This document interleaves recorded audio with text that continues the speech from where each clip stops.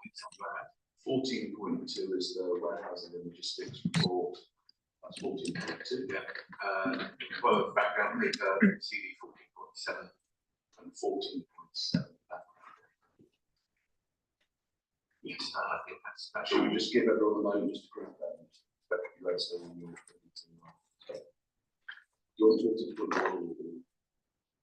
it's the same point. No, fine. So we'll go 14.2. Right.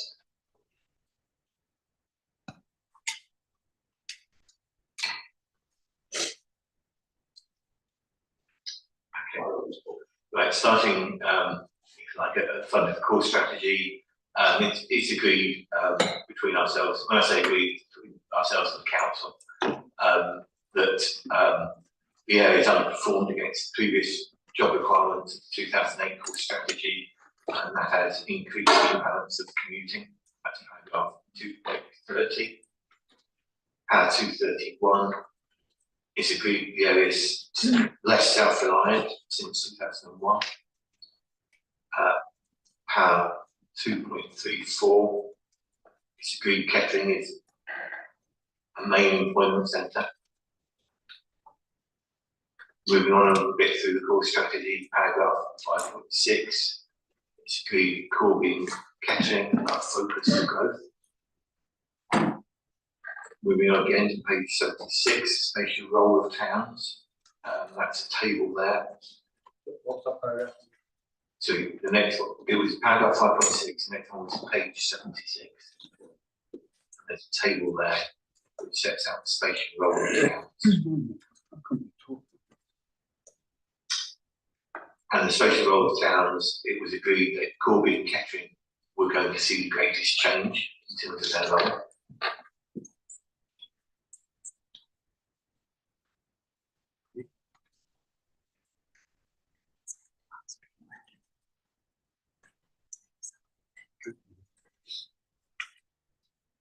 Paragraph 8.1, it's agreed that planning for jobs, there's a job target of 31,000 jobs, and that's a challenging target.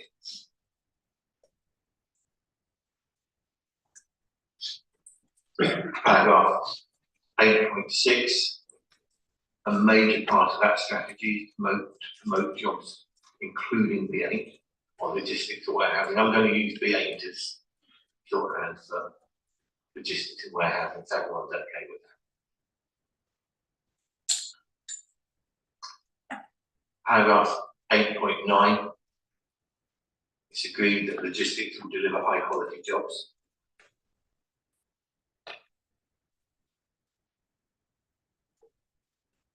Paragraph 8.12, it's agreed that the joint core strategy identifies the allocation on which the appeal site sits is part of a strategic site that's been allocated to ensure that there is a range of high quality employment sites that are attractive to the market and provide sufficient choice and flexibility.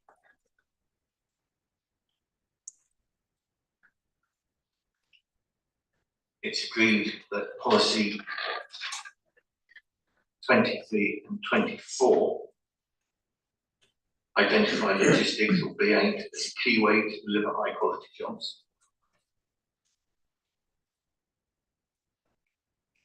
In terms of the job target from policy 23, it is agreed that the appeal site is one of those sites to deliver that target of 31,000 jobs.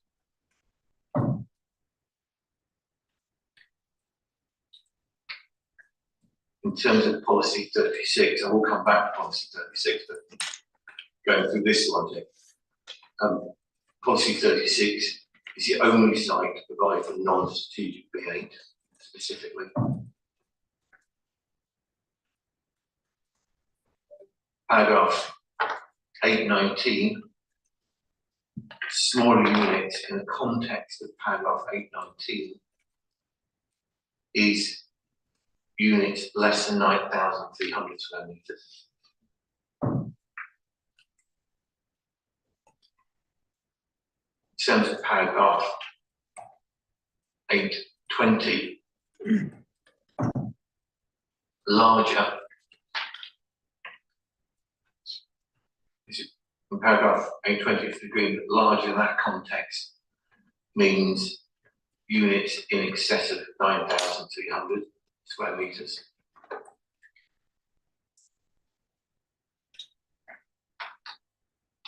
It's further agreed in paragraph in policy 24 that this defines large scale strategic B8 as being over 9,300 square metres. And in that context, it's further agreed that none of the B8 units proposed in this appeal are strategic in terms of policy 24.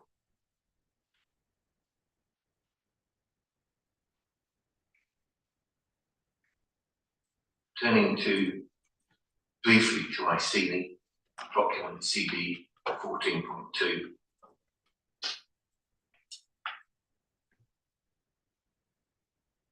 It's agreed that small, in the context of that report, and indeed in CD 14.1, is units under 9,000 square metres, and that large is units over 9,000 square metres.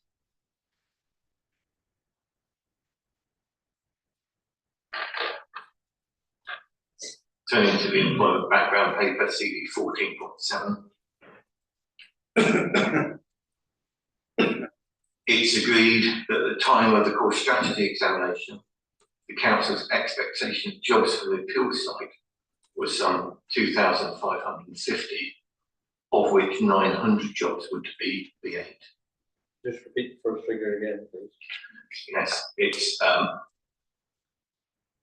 was agreed that the council's expectation from the appeal site was 2,550 jobs, of which 900 would be B8.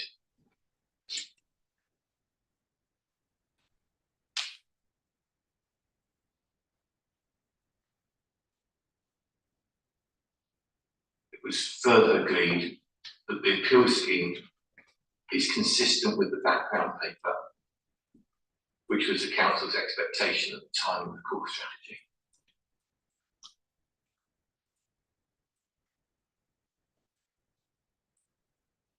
Going back to the core strategy, and I'm sorry this is bounced out a little bit because it's done in almost the way that things were agreed. Going back to the core strategy and paragraph 820, it was agreed that the box associated with 820, paragraph 820 was not policy. It was explanatory text only, and it was agreed that small units was not tied to B8.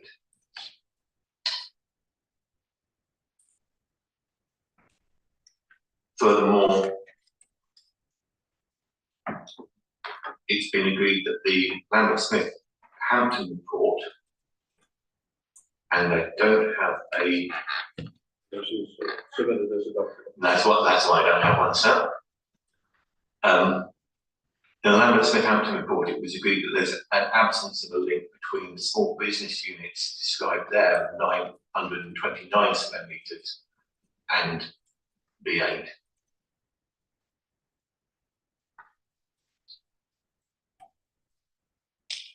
Turning to policy 36, and what was agreed, it was agreed that the correspondence from the council in CD 4.2, CD 4.5, CD 3.38 all used 9,300 square metres as a definition of large and small, and strategic and non-strategic. In other words, they use that figure as a definition between both terms. It was also agreed in in terms of policy 36, that the same approach as that taken by the council was taken by senior council consultants and myself in terms of a consistent definition of large scale and small scale B8. Furthermore, Mr. Bennett states, and we agree with him in paragraph 3.33 of his evidence, that the site, the allocation of which the field site forms part, was allocated for non-strategic B8.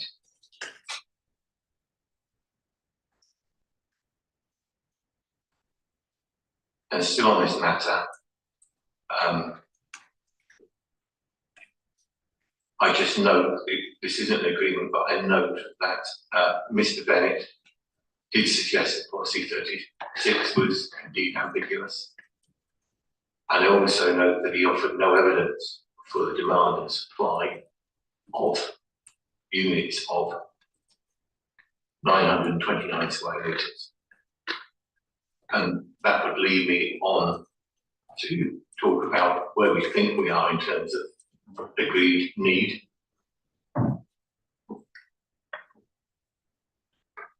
Using the council's terminology, there's an insatiable need for strategic B8, which on open or unrestricted allocations is likely to outbid B8 of the size proposed on the appeal site. There is also a need for strategic B1 and B2 of under 9,000 square metres. Yeah, I think you mean non-strategic. That's under 9,000 square metres. Did I say strategic? I'm sorry if I sorry, sir. Non-strategic B1 and B2 under 9,000 square metres. It is agreed the only evidence for the level of need for non-strategic B8 is in the ICNI reports, and this is for approximately 440,000. The figure is slightly higher than that. I'll come back to that, but that's general gist. It was also agreed that the units in this scheme, both the B2 and the B8, will meet need, and the B8 will meet the non-strategic need. It's also agreed that there is a strong need for all the units being proposed, including the non-B8, on the appeal site. It was further agreed that this was an immediate need that can now be met by the appeal proposals. Furthermore, it was agreed that to avoid potential crowding out, there's a need for a strong pipeline of non-strategic supply, including non-strategic B8. And lastly, I think I've already mentioned it, it's been agreed that B8 units being proposed on the appeal site would deliver high quality jobs. Thank you. So that was your summary of the key matters that are relevant just to your evidence, which you consider to be agreed with the local planning authority. I'll ask you just in a moment to focus on the issues that are still not yet agreed. But before I do though, you mentioned as one of your points which were agreed, the point about the overall jobs targets and their role in the core strategy, the 31,100 jobs. You said the core strategy describes that as a challenging target, all the rest of it, and we went over that. You remember that I asked Mr. Bennett what the extent to which he knew the extent to which that target was being met or not, or how well the council was doing in respect to that challenging target. He didn't know. Do you have any idea? Yes, in my rebuttal, I set out that some 20,300 jobs have been created since 2012. I think that's one of the issues, 2011, but it's the data that I've got from Grace.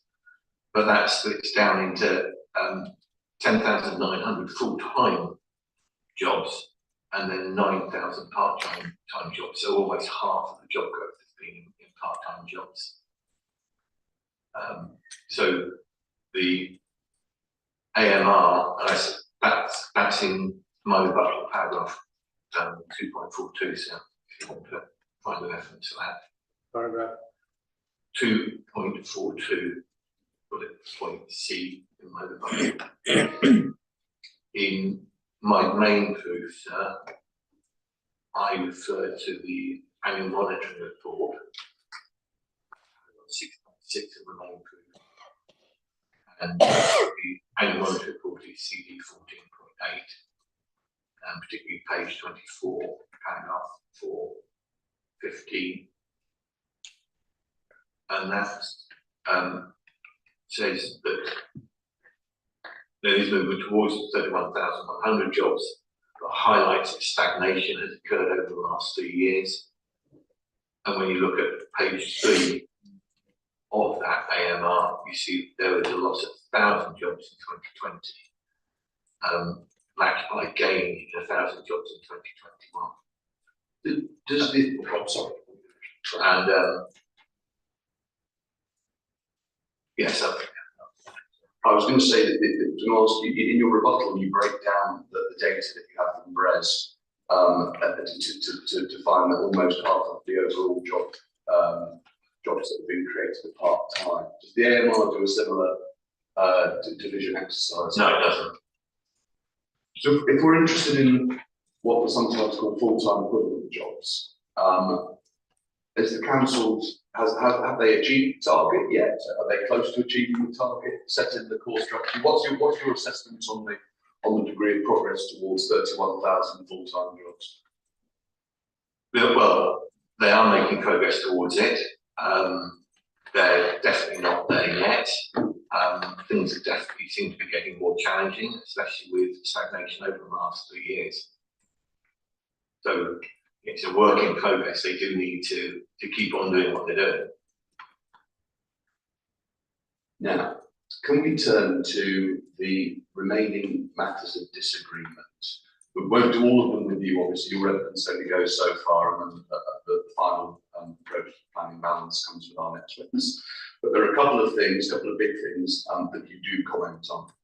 So the first one that I'd like to get your evidence on is this issue of small scale B8. Small scale B8, which the inspector has heard probably just about as much about that phrase as he ever wished to, but a little bit more to come from you now.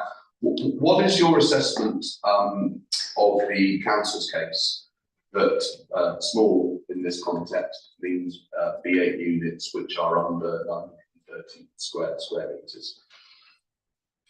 Well, 929, yeah. That's not my reading of small scale as it appears in policy 36. My reading of that is it's small scale B8, so it's you look at the complete phrase.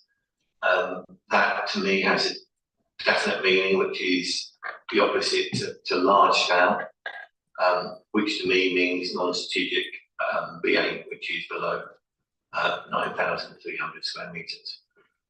As we said, it's agreed. It's commonly held view, held by planning officers, policy officers, council's consultants, and myself. Just to put this into context, is this something that you do on a more regular basis or not? Do you work in the logistics sector? Yes, we do, and we produce effectively headers such as IC, so we produce similar reports, so yes, we're well versed in it. So this sort of parlance, if you said someone who works in the industry, small scale B8 or whatever, what would they take away from that? Small scale B8 or non-strategic B8, it would be something of below 9,300 square meters, although agents being agents, they tend to work in 100,000 square feet. So that's your sort of general understanding of someone who works in the industry. But if one needs to go any further and actually look at the what the plan tells us, it tells us much. What do you say about that? Well, I mean, firstly, you look in policy, and policy 24 is quite clear. It's quite clear what large scale is. Large scale logistics or B8 is defined as being above 9,300, and that policy is required to include the provision of smaller units. In this context, it's been agreed that in smaller units, in this context, is below 9,300. Sorry, now 9,300 square metres. So it would be inconsistent for smaller scale to mean something different in policy 36, in my view. Also, I think you can go, if you need to, and I don't think you need to, but if you need to go beyond that, you can look at what we've agreed in terms of what smaller units mean in terms of paragraph 819, where smaller again means below 9,300. And you can look at paragraph 820, which again defines strategic, which is taken into policy 24, as being above 9,300. And that, I would say, is the purpose of that footnote. The purpose of that footnote is not to provide a scale, if you like, for other policies. It is simply there to define what strategic distribution means. My comment is policy 36 could, like policy 24, have referred to the explanatory text or indeed the footnote.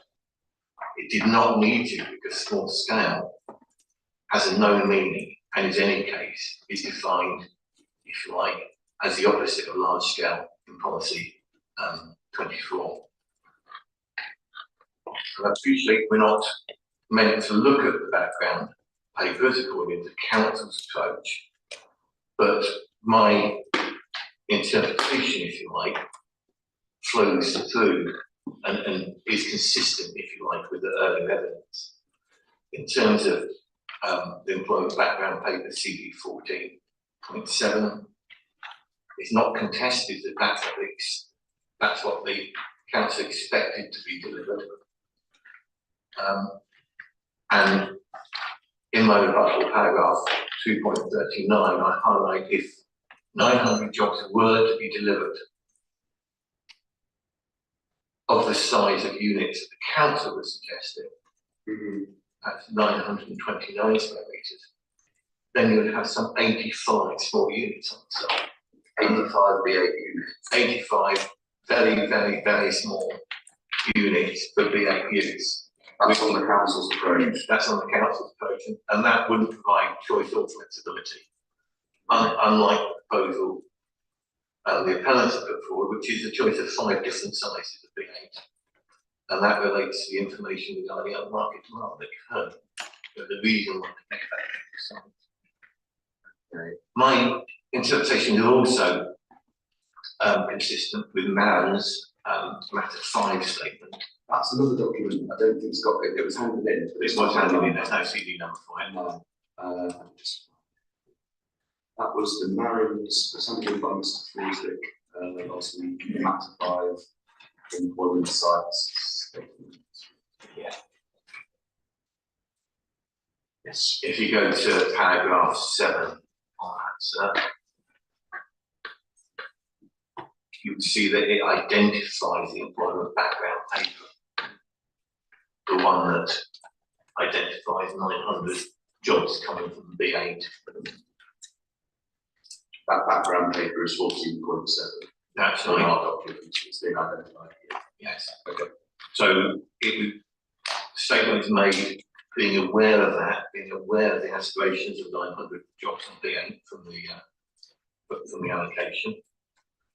And then paragraph 16, it goes on to suggest it is not just possible to predict how many new jobs or the split between B1, B2, B8, but they conclude in paragraph 16, the policy as they read it at that time would obviously, in their view, deliver the 900 jobs in B8 because otherwise they don't be objecting to it. But they saw the policy as being one to provide flexibility to allow adjustments to reflect changing market conditions. That's how they read the policy at that time with the background evidence. Just to be clear, I don't think we've got we don't need it, but the emerging version of the core strategy as at the time it was on here. This language of small scale BA, it's the same. Exactly the same, yes. The language is exactly the same and it's contemporaneous with the employment background paper. All right. So it didn't change. That's the Marin's document. What, if anything, do you take out of the earlier document? The Marin's was 2000 and, I can't see a date on it. 2015. But cast your mind back in time to the June 2011. That's not a document you've got. Oh, that's called document 7.7. Sorry. That's right. That's the draft interim framework. Yes. The draft interim framework, June of 2011. Yeah. What status does it have? What, in your view, how does it bear on this issue of the correct interpretation of small scale VA? I deal with this in section 5 of my report in detail, but in summary, page 9, second paragraph, Page 9 of the framework. of the framework, yes. Because I'm paraphrasing my section 5.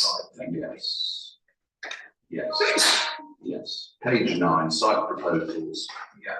Second paragraph begins: the site will be one of Northamptonshire's strategic business parks, providing sufficiently large and flexible site, able to respond to changing economic climate and market conditions, which can be anticipated over the plan period. And importantly, it states, and the site shall provide a mix of uses, which at this stage, so back in 2012, is envisaged would predominantly comprise the following.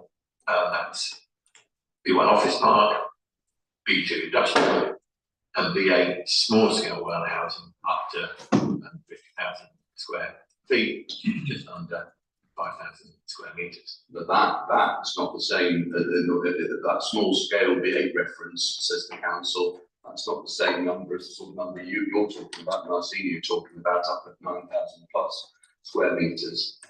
That's correct, and it is also very, very dissimilar to the 929 square metres that the council are now talking about. Yes, but if you look at what is being proposed on our site, 3 of the units are under that size. 2 of them are over that size. On average, because the whole lot, because we are providing a range to find flexibility and choice, the average size is actually under that.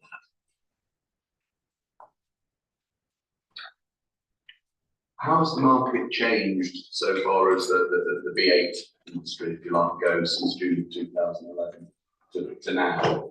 Well, everything's got bigger. So what was small scale a decade ago is basically strategic's got bigger and non-strategic's also got bigger. Small scale's also got bigger.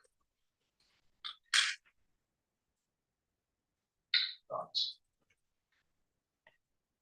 That deals with the first of the interpretations of the phrase small scale VA put forward by Mr. Bennett of the council. That relates to the point about unit sizes being under 929 square metres. Okay?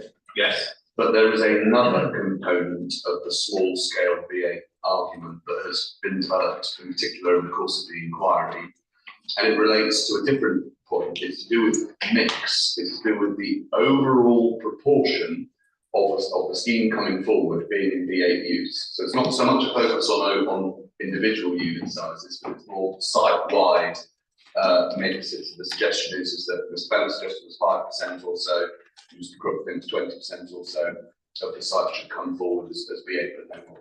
Right? That's their position. So on the mix, it's quite shorthand, the mix argument, what do you say about that? Well, firstly, and quite bluntly, that's not what the policy says. If the policy was to say that, it would have some different words in it. sorry, it was a stupid question. What do you mean? What do you mean with that different word to me? It would have to say something along the lines of the site will provide for a minimum of 40 hectares of B1 and B2 general industry, together with a small level or small amount or small proportion of B8. It wouldn't, because the way it's worded, my reading of the way it's worded, is the site will provide a minimum of 40 hectares of B1, B2, and small scale B8 storage and distribution development. So together with, and then it says something different about leisure. Right. So I think it would, you would have to word it differently if you didn't want B1, B2, and B8 all to be looked at the same. So you don't see in the wording of small scale B8 a sort of constraint on mix? No, I don't. And you know, that wasn't what was expected. It was agreed that wasn't what was expected at the time of drafting policy. So, I mean, we do have the position now that if that is now what's meant, then it's not really, well, it's not supported by the evidence that was presented to the examination. Could you just explain what, sorry, or what do you mean by that? The evidence that was presented to the examination was that there would be a mix of uses on this site, providing some 2,550 jobs, of which 900 would be B8. Now, if you're only providing 5 or 20% B8 on the site, those job targets cannot be met. So that, if that is the new interpretation of the policy, then it does not have any evidence supporting it. The evidence supporting it is if you like, not applicable or out of date. At the same time, we have emerging evidence, new evidence, that says that there is a need for non-strategic B8. So if the council are correct in their interpretation of the policy, it has no supporting evidence.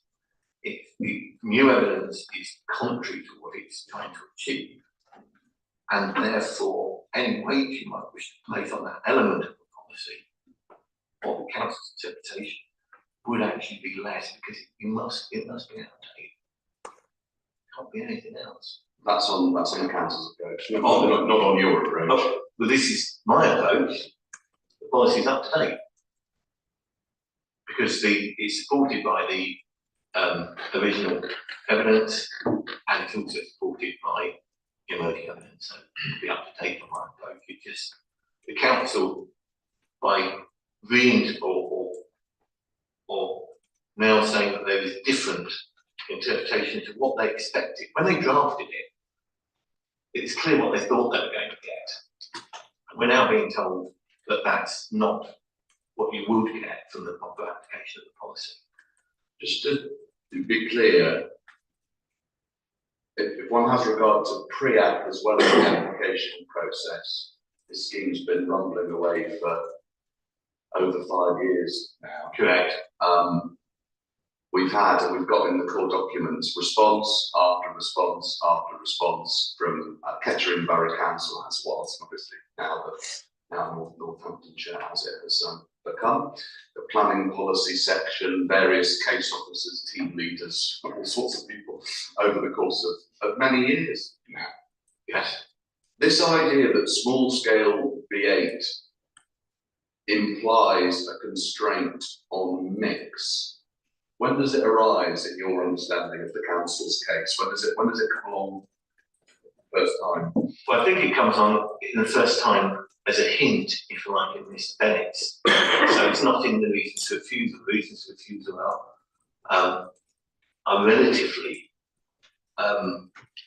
loose in terms of what the actual issue is with regard to small scale. I will just check because I don't want. Yes, I mean the reasons for refusal my understanding is the proposal to not compromise small scale BA contribute to policy 36, so it gives you nothing. The fourth one talks about what's said to be a V1, V2 focus of the allocation. Yes, but yes, it does, but it doesn't give you any idea of what the mix might be or whether that. When was the first time you understood the position from the council after all these years is that small scale VA as a phrase connotes, you know, a tiny proportion or whatever of V8 on the site? I think it first arises in Mr. Bennett's evidence and then it was clarified, if you like, in the council's opening. Clarified in the council's opening. Or expanded upon. Yeah. All right, well, that doesn't mean it's wrong. We've got to deal with it, which you have done. Okay. Right. One more thing before I'm going to ask you in a moment about the issue of need and supply, which is something else you give evidence on. But just before I do, the IC documentation as a whole and its status. So there's in particular there's the September 22 warehousing report, which is document 14.2. And perhaps more importantly, more up to date anyway, July 23, there's something called a Housing and Economics Needs Assessment document, which is document 14.1. The flavour I think we were getting from Mr. Bennett is that, you know, again, paraphrasing, the inspector's got his own note, but we almost don't worry too much about this stuff because what it is it's evidence based to inform local planning policy in the future. So query the extent to which it helps us now, essentially. What, if anything, do you say the inspector should take from the IC documents in terms of their status? To what extent do we need to be having regard to what they're saying at the moment, i.e. in advance of the next DIP or whatever that happens?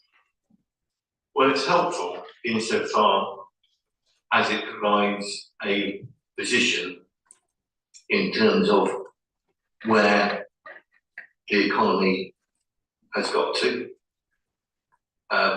It also identifies needs as they are presently presenting themselves, and those immediate needs. So it provides evidence of the need in the last part of the plan period, of the adopted plan period. It's new evidence.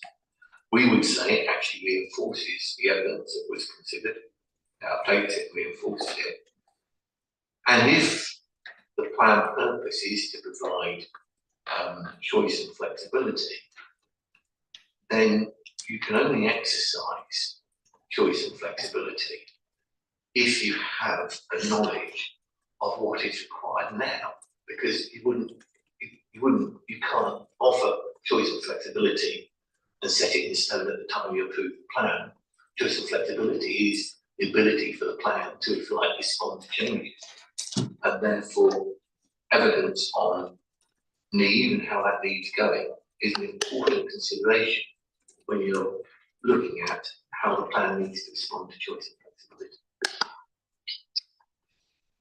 What do you say then to the contention that the council makes? It's, for example, in 35 of their opening, you don't need to turn it up, I'll just read it out to you. To the extent that there's needs not already met by the pipeline, whether to meet it in Northamptonshire, where to meet it, those are matters for future development plans. I think with the implication that that's what they say. I think with the implication that really need not concern us too much. This question of meeting needs, you know, it's all very interesting maybe, but for the next year, I think think about. Yes, well, the target is to achieve 31,000 jobs, and the council is quite clear that it's a jobs target rather than a sectorial target. So therefore, trying to meet those needs, information about how those jobs and what's required to, if I encourage those jobs to come forward, is material. It's clearly material to the interpretation of those policies. So yes, it will inform the future plan, but it can also inform decisions on the existing plan, and indeed, meeting need is something that the current plan attempts to do, and more importantly, it attempts to do it on this site. And this site has been identified to provide 2,550 jobs, of which 900 were at the time of the adoption of the plan were for warehousing. So additional evidence that is still a need that needs to be met is of assistance to you. Right, that's the status of those documents. Now, if I could ask you, finally, your Evidence and Chief, to comment on this topic of need and supply. So we've had obviously a round table, a detailed round table. Obviously, look at all of the sites on the schedule, but we looked at a few of them in some detail. The inspector will make of that what he will, but there was an argument about the extent of sites in the pipeline. You've set out your understanding of the position on need and requirement. The council relies on ICD, doesn't offer any evidence on needs of its own. It's accepted that there is a need and a requirement for all of the units on offer. What then is, taking a step back, what should the inspector make of the argument over pipeline and need and all of that? Where does it actually take us on your analysis of the numbers? Well, having gone through the round table and looked at the alterations and any adjustments made, I looked at the need, which the only indication of need we've got, which is the in table 1114, page 285 of the heading up, which is CD 14.1, I believe. Yes, and So- that is the figure. That's where you take your 441,000 figure. It's 441,158. Make sure the inspectors see it. So that relates to third column along, industrial/warehouse brackets small, and it's got in the penultimate row total floor space. And this is over 2021 to 2041, isn't it? Correct. 441,158 square meters over that 20 years. Okay. So what I did is, after that exercise, I added up all the floor space on those sites. I had planning permission, reserve matters, or outline, where there was a clear indication of the size of units being proposed. Can you give us what do you mean by clear indication of the size of the unit? Where the design access statement said we're going to provide strategic size, above 9,300, or where it said we're going to provide something. So you added up all of that floor space, when you've got. I had for non-strategic, I added up all that floor space. Then for the allocations, where there was no indication of the future unit size, I used the assumption in the ICD report, the CD 14.2, that 25% of that potential floor space would come forward with as non-strategic. If you recall, that was the assumption that ICD made, but they then went on to say that's at risk, if you like, or vulnerable, I think was the word used, and the word Mr. Bennett used. Those assumptions were vulnerable because of the potential carrying out. But nevertheless, I used them. That assumption, as the inspectors know, it can be found at 11.3, paragraph 11.3, page 107, the bulletin 14.2. You've seen it already. Yes. But that's where it is. So you've made the assumption, which is a conservative assumption for the reasons that you've explained, of 25% non-strat BA coming forward on sites where there's no indication of what it's going to be. Correct. assume 25%. You add that up to the ones where we do know what's coming forward in terms of sort of non-strat BA floor space, and how much on those assumptions, how much of non-strat BA floor space is there? There's a total including allocations of 168,203 square metres. 168,203 square metres. Yes. So what do we do with that figure? Well, that suggests that there's a shortfall of some 272,956 square metres against the need for the period 2041.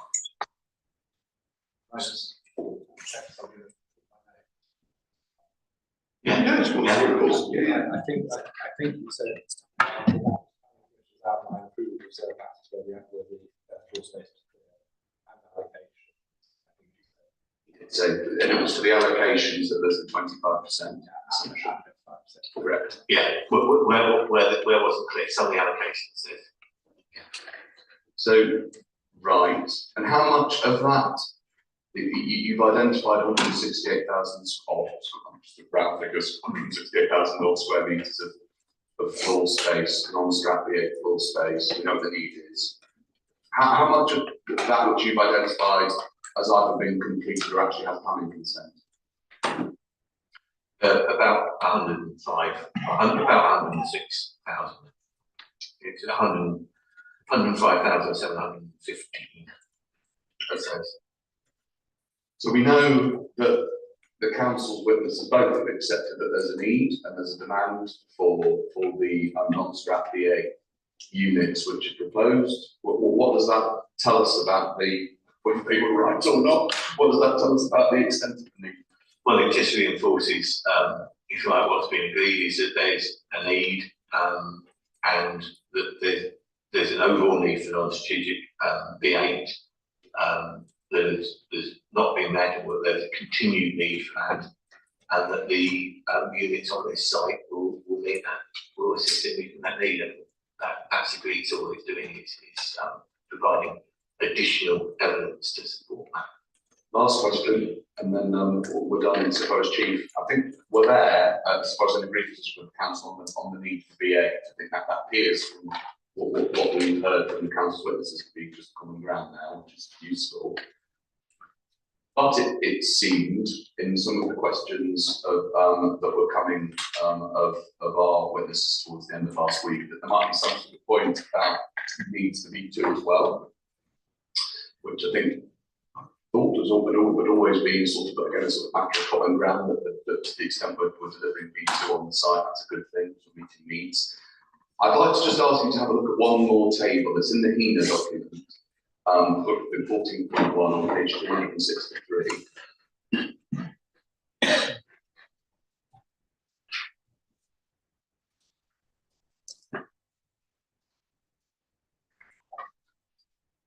Yes.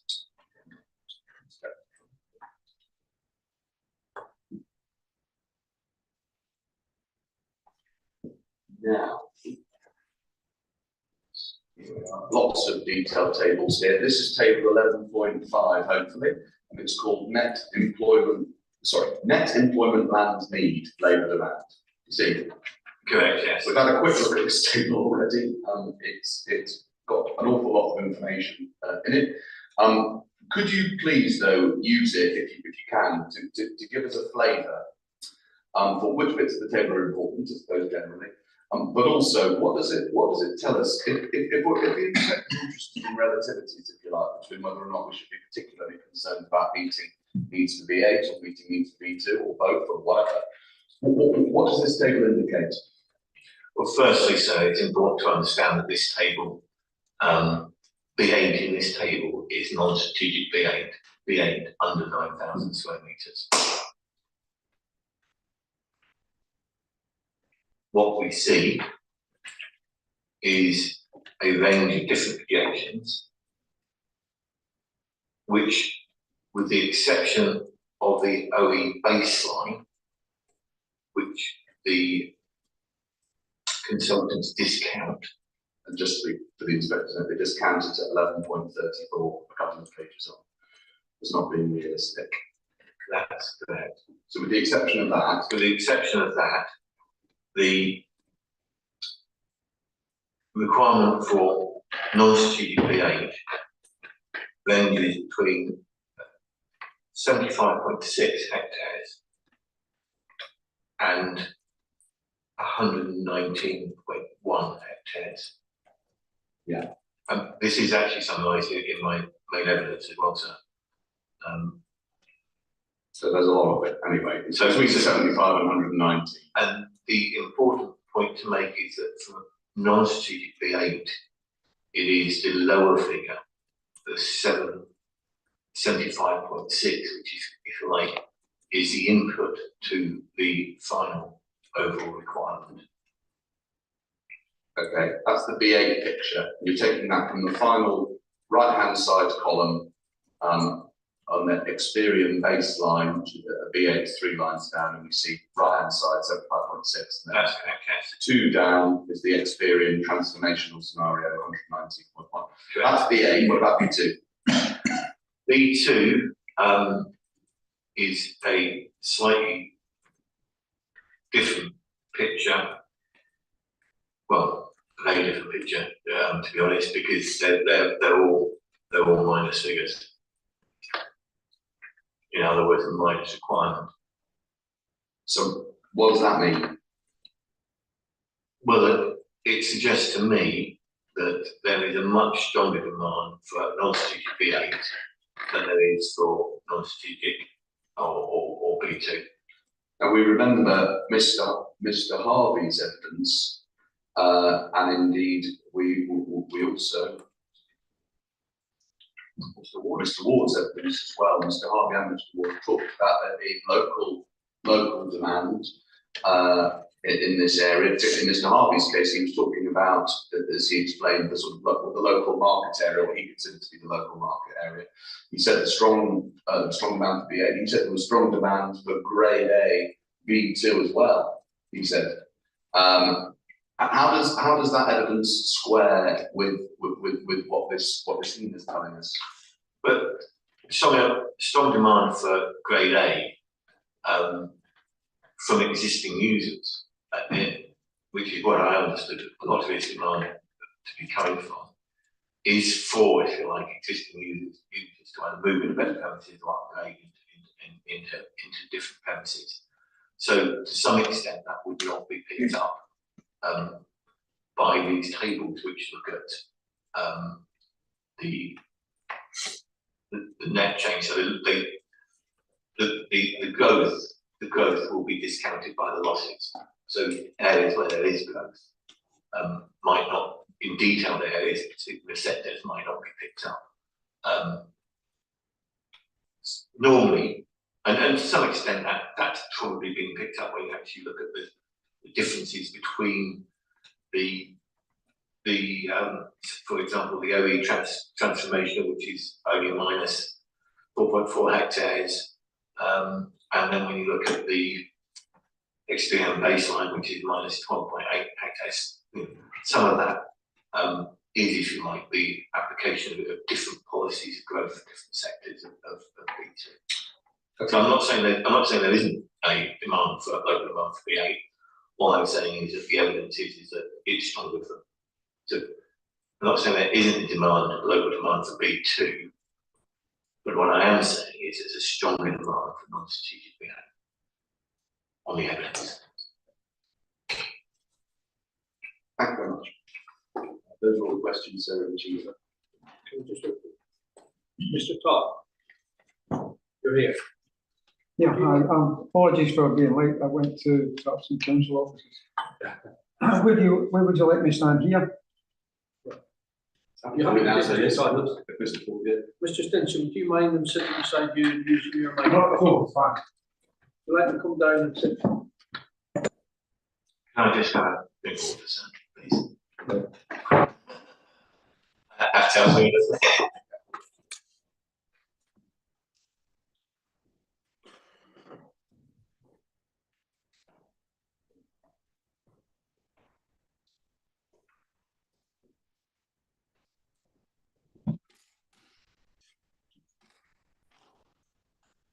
If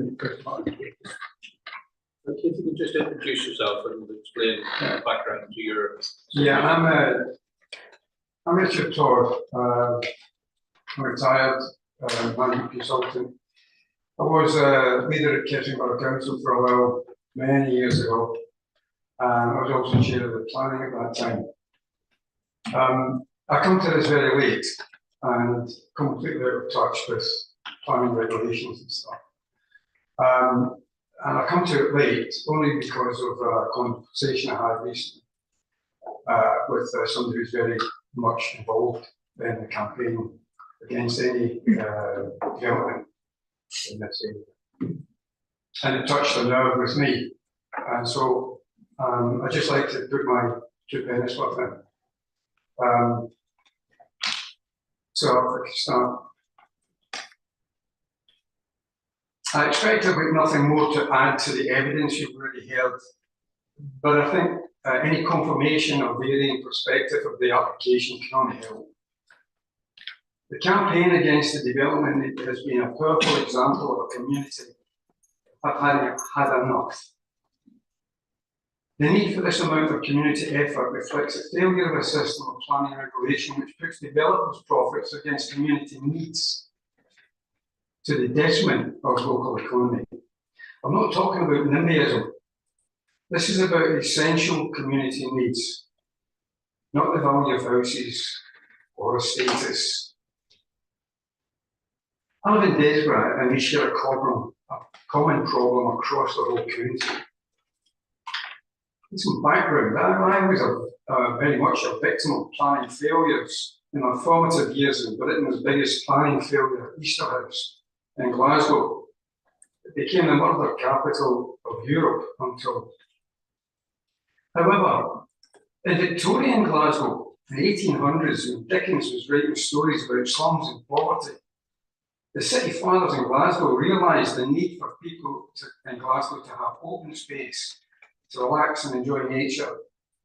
They provided large parks and recreation grounds. They built swimming pools and baths to aid the health of the community, plus much more.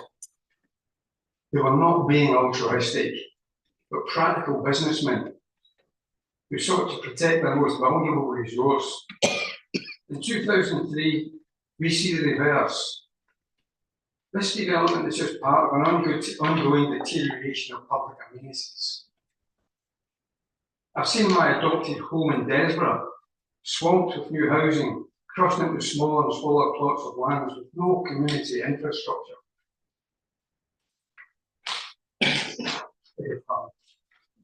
To support it, no infrastructure to support it, and the existing infrastructure struggling. Public open space has diminished to a very great extent, again, for warehousing in Desborough.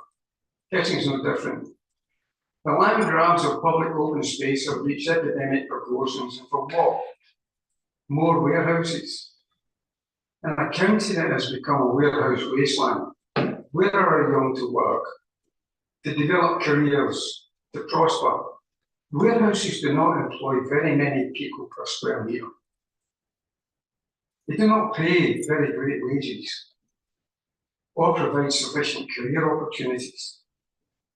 If any more development needed, it should be the removal of empty warehouses and environmental industries put in place. The health of this community came from the open space they took for granted. Space that developers over the last 20 years have been tearing up. I appreciate there's a demand for warehousing, although I don't understand it. Anything in a warehouse is dead money. I do appreciate the need for development, but as Glasgow City fathers recognise, open space is an essential ingredient for a healthy and prosperous community. I therefore plead with you to stop the loss of public amenities and maintain a healthy environment. Stop the building of more warehouses and look for better economic and environmental alternatives to suit the needs of the community and by default, the local community. Please refuse the application. Thank you, Mr. Todd. Mr. Simon, do you have a question? You've been reading from a document. Would it be possible to obtain a copy of that document? Thank you very much. Thank you very much for the time. Can I just check the spelling of your name? It is one D. As in yours, sir. So, yeah. So the usual, normally two Ds. Normally. Thank you.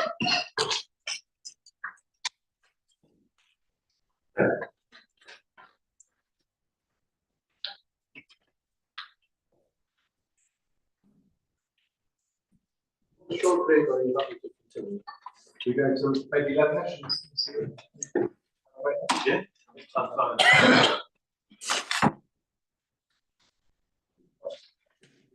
Good morning, Mr. Walton. I think I've understood from 1.7 to 1.9 of your main proof where the dividing lines are between you and Mr. James in terms of who covers what in the evidence. But I just want to be entirely clear as to the ambit of what you're covering. So I'm going to list 5 points. So I think might be sensible for you to write them down, which I'm going to explain how I'm going to do them. The first point you deal with is the meaning of P36, policy 36 in terms of small scale and mix. And you leave the other bits of P36, the master plan issues, to Mr. James. Correct. The second issue you deal with is the pre-JCS evidence supporting your interpretation of P36. So pre-JCS, it's the evidence that supported the JCS. Yeah, supporting it, yes. Third, you then assess whether the proposal complies with your interpretation of P36. Yeah, that's the third section. Yes. But I think it's fair to say that your answer in what you've put flows directly from your conclusions under the first and second points. Well, from the first point, yes. Yes, from the first point, yeah. Then you deal with current need. Correct. And can I just say that I think from your answers just now in evidence in chief, we're content with your position there. That's an accurate representation. I'll ask you a few questions of clarification on that, but I think we're broadly on the same page. And then you deal with economic benefits. That's correct. I think I hope I made it clear in my opening and in comments so far that we, if I can go through those 5 points. First of all, on point 1, the meaning of P36 is exclusively a matter of law and is not a matter for expert evidence. Okay, that's our position on that. Secondly, on the pre-JCS evidence, so that the evidence is informed of the JCS, again, we say it is legally irrelevant unless the inspector finds policy 36 to be ambiguous, and it is only potentially relevant, even if there's ambiguity, if it gives you a clear answer to resolve the ambiguity. Okay, so if it had a definition of small scale V8 development, it might help, but we'll come to that.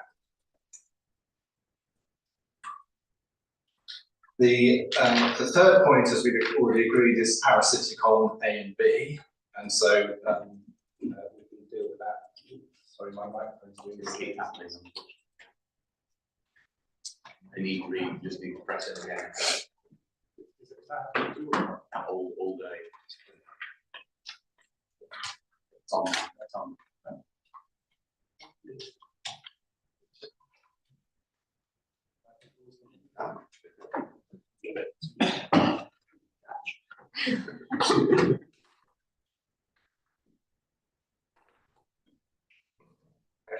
Let's hope we do better on this. We've already agreed that the third point is parasitic on the first, so not much more needs to be said on that. On the fourth, which is current need, we've now heard from multiple witnesses on need, demand and supply, including on the need and demand, the demand and unmet need for B2 and B1. And I think we've got all the answers we need to make our submissions on that. So that's why D is going to be shortly dealt with. And then on E, there's no dispute on the maths, the economic benefits, no dispute on the maths, but I'm going to be addressing the relevance of what you've set out there. Okay. Right, so fundamental starting points, I said in our opening speech, is the correct meaning of policy 36. You just said, I think in evidence in chief, that the first thing you knew of the argument that small scale B8 development means looking at the site as a whole was in the evidence of Mr. Bennett and then in my opening speech. Can I just please take you to our state of case where it is made repeatedly abundantly clear what our case is. Can you turn it up, please? Yes, can you give them the CD number? Ah.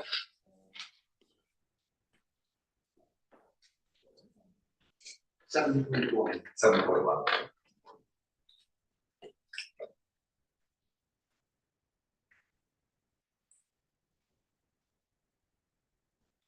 Yes, I have that. And we see, first of all, we're going to look at the reasons to refusal, reason for refusal 1. So, sir, do you have this? Not yet.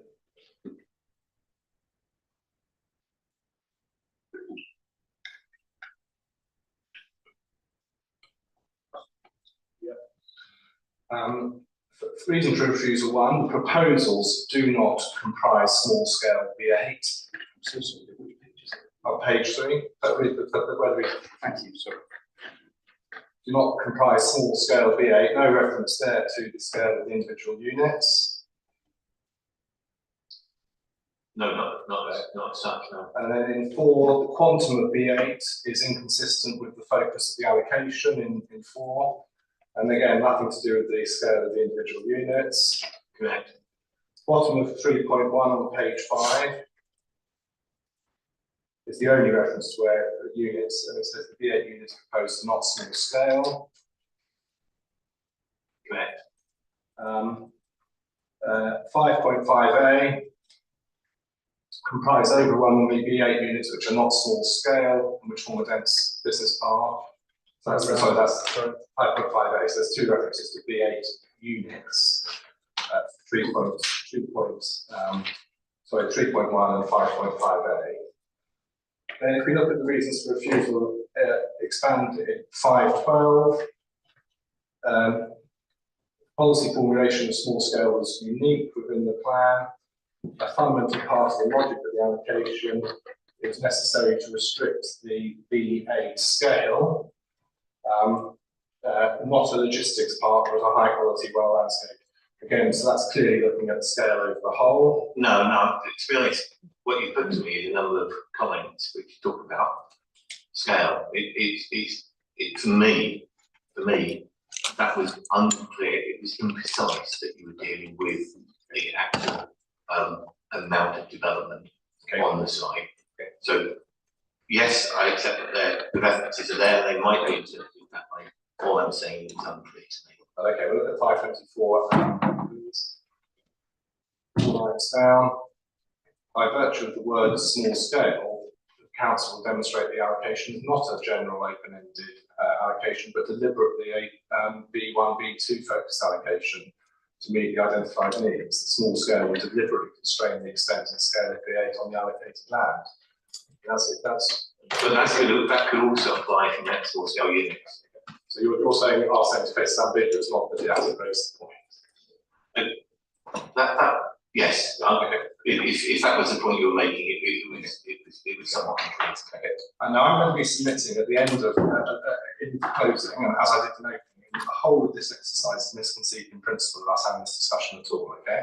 I understand that. I also understand that you're not going to ask me any questions of law. But I'm going to ask. I'm going to ask some questions. Just try to understand your position.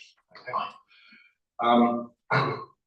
And can I make it clear at the outset that I'm asking you only about the words of the JCS itself and nothing outside the JCS. And I'm afraid I am going to interrupt you if you go on to anything outside the JCS, because as a matter of law, we have to confine ourselves to the JCS at this stage of the discussion. Okay. I understand what you're saying, yes.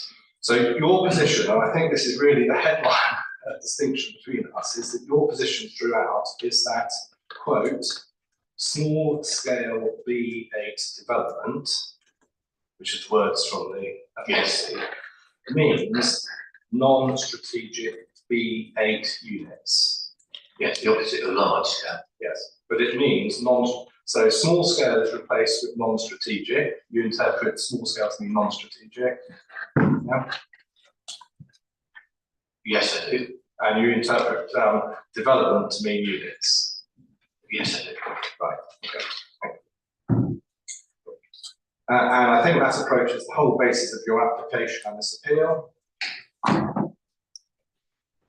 Yes. And the amended plans are formulated expressly to bring the scheme within your understanding of the definitions.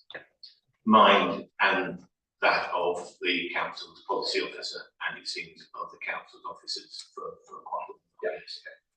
Again, I made clear in opening paragraph 2 that we're not shying away from the fact that we will advise, we will not be advised. there's been a misconception induced by the developer from the outset. No, I don't think that's true, to be fair. I'll come to that. Well, let me answer it. I think it's not a misconception that's been introduced by the developer. If the misconception's been there, and Mr. James will take you through this, is that misconception has been one that has been, if you like, agreed by and informed by the responses of the council. So I don't think it's something we've asked the council to sign up to. Now, on your logic, you say, I think, that in order to meet the jobs target, the 900, you would have to have 69% of the site covered in non-strategic B8 to deliver what the site was allocated for. I can't answer that because you're referring to something outside of the core strategy. And I'm asking specifically, I'm just looking at the consequences of your argument here. Okay, so I can look at that. Yes. Yeah. And on your logic, that would still be, quote, small scale B8 development. Yes, because it would be made up of non-strategic units, and that makes sense. There's a logic that flows through that. So you can have, no matter how, you can have as many non-strategic B8 units as you like and still be small scale B8 development, can you? Because that's my interpretation of small scale B8 development. Yes, it does not refer to the amount of development on the site. Yeah. And not quite so much as you like. Obviously, you still have to achieve a mix on the site. Well, I'm not sure that's true. It's actually construction policy. I'll come to that in a moment. But under your, can you take up your proof paragraph 5.43, please?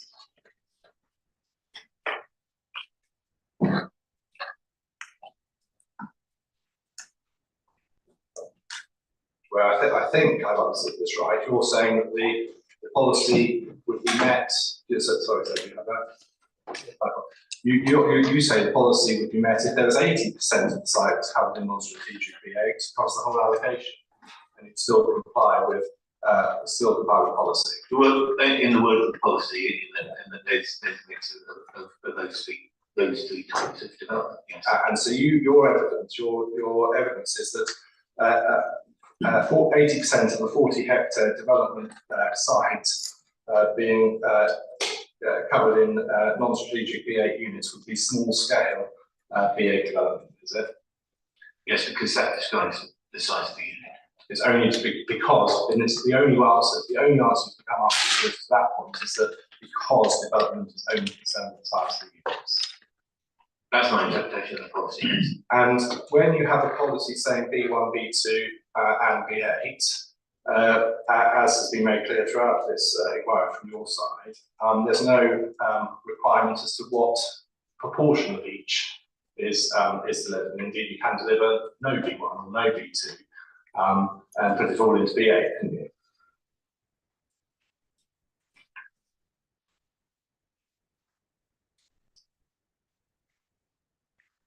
On your logic. Well, if you did, I mean, that's not what I'm saying, and that's completely different to the point I'm making on paragraph 5.43. Well, you get to 80% now. I'm just saying whether your logic goes to 100%. Well, the reason it gets to 80% is because it doesn't go to 100%. Because you say you have to have a mix, I'm asking where do you have to have a mix from on your understanding of policy? You can just have B1, B2 and B8, whatever proportions you want to any of that. Yes, Yes. but you need to have a proportion of each. Okay, well let's go to 95% then rather than 100%. You could have 95% of the total site for non-strategic B8.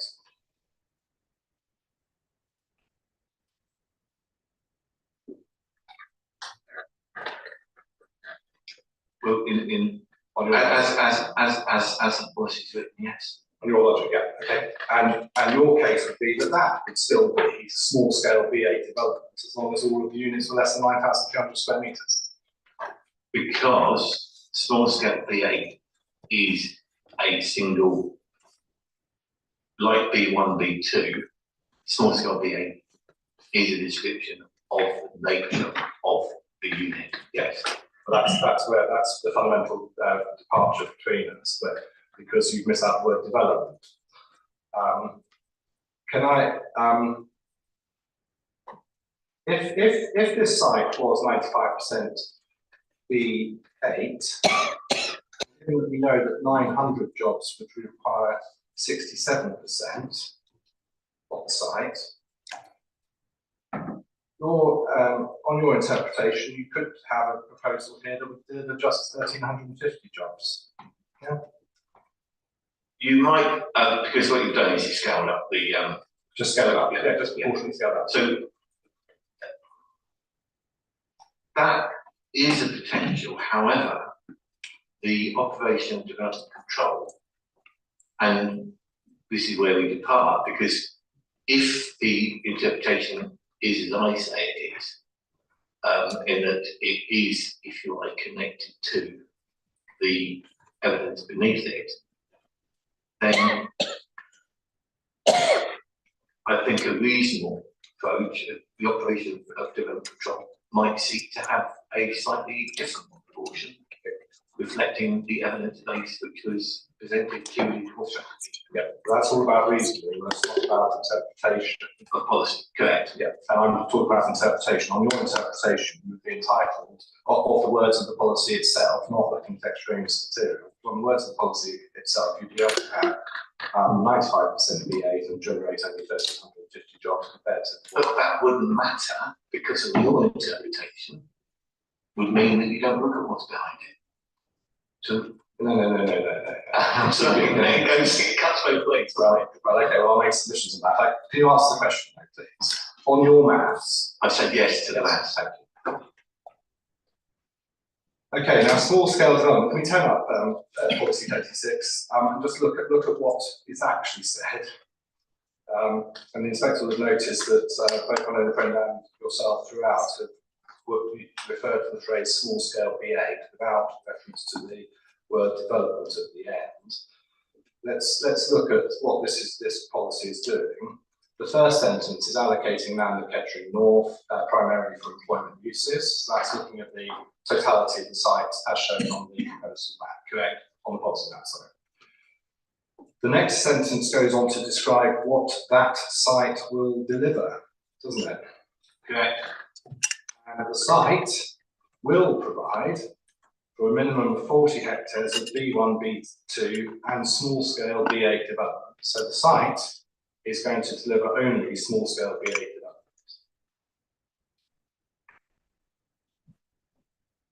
And it's going to deliver B1 development and B2 development. Yeah. And we know that the B1 is unrestricted, it's an unrestricted scale of B1. I think no small scale at the front of B1. Correct. An unrestricted scale of B2. Correct. But very carefully, small scale of B8 development. Well, small scale B8, which my interpretation of that I've given you, yes. Yeah. Yeah.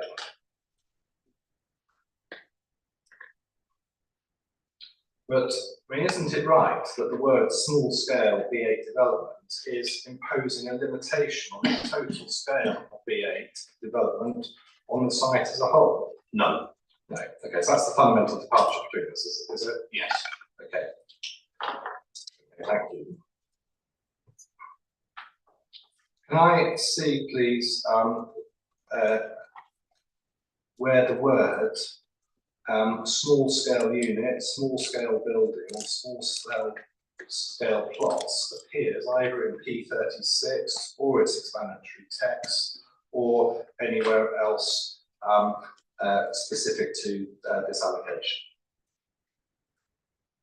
The words small scale unit, small scale building, or small scale plots. No, this occurs in policy 36, it just occurs in that second sentence. Yeah, okay, thank you. I think we agree that there's no definition of small scale BA development in the JCS. I think that there's no definition that says small scale is this. However, I've taken you through my logic of we have a definition of large scale. That's not my question. There is no, we agree that there is no definition of small scale BA development in the JCS. Correct. And nor is there any in any of the documents you have referred to prior to the JCS being adopted and which are incorporated into the JCS by reference. There's no definition of small scale BA development in any of those. Correct. And in particular, the employment background paper, CP 14.2, no definition of small scale BA development. I am sure you are correct. So 14.2. Sorry, 14. Sorry, 14. No, and in fact, you can do a No, that is correct. and I think you can do a Control Alt on it and see that the word small scale doesn't I appear at don't all. need to, I know it's not that, but And whilst we're there, that paper doesn't look at the policy wording of P36 at all, does it? no, it does not specifically deal with the wording of policy P36.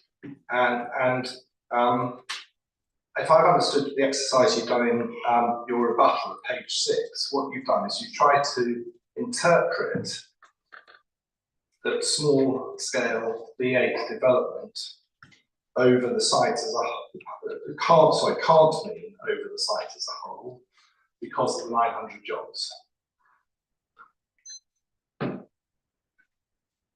Page 6 of your rebuttal, where you do the maths, effectively you do the maths to show that 900 jobs equals 69%, is it, or 67%?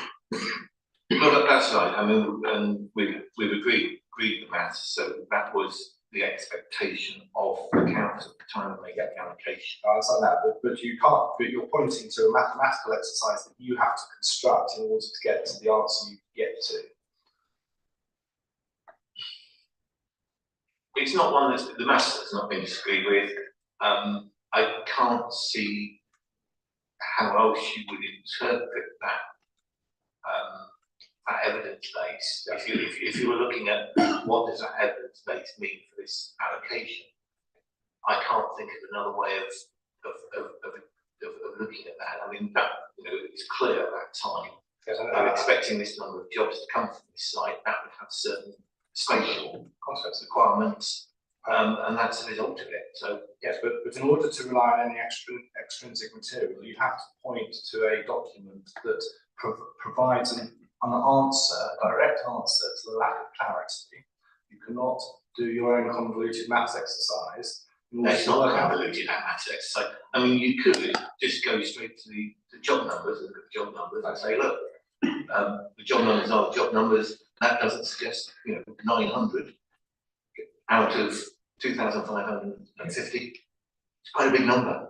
It's certainly not minuscule or small or whatever. It's over a third, well over a third, isn't it? So you don't need to do the exercise. You can just look at the document itself and come up with the correct answer. If you're allowed to look at that document. If, of course. Yes. Okay. Right, now I'm going to move on to the overall approach in the JCS. I think we can summarise this really quite briefly, given everyone's knowledge of the relevant paragraphs and relevant allocations now.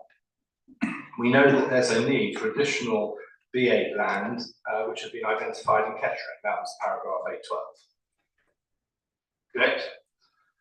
And we know that strategic sites at junctions 9 and 10 were identified to meet that shortfall. To meet the needs of strategic BA, yes. To meet needs for strategic sites, not strategic units, strategic sites, yes? Let's have a look at that, because this is also a strategic site. So Yeah, it's just that I'm only quoting to the exact words of 813, so let's go back to 813 if you want to. yeah, just to be absolutely clear, because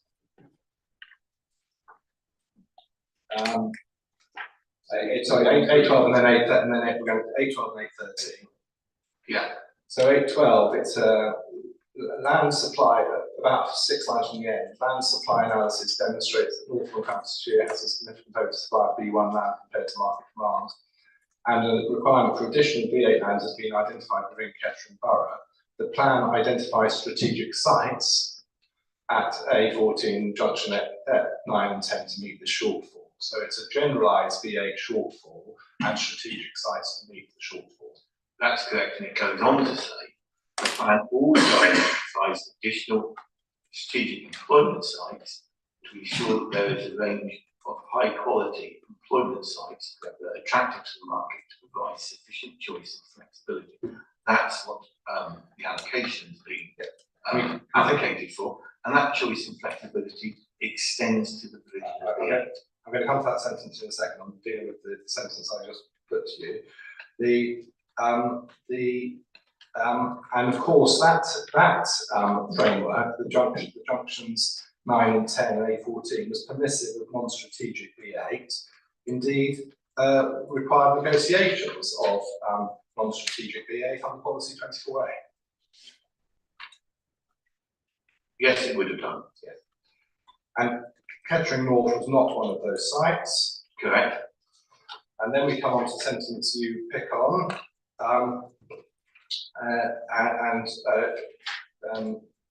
The plan also identifies additional strategic employment sites to ensure that a range of high quality employment sites that are attractive to the market, and we're in that category. You agree with my speech that the P36 is one of those. Yes. Yeah. And if we go then to P36, and I think this is common ground, P36 is the only employment or other allocation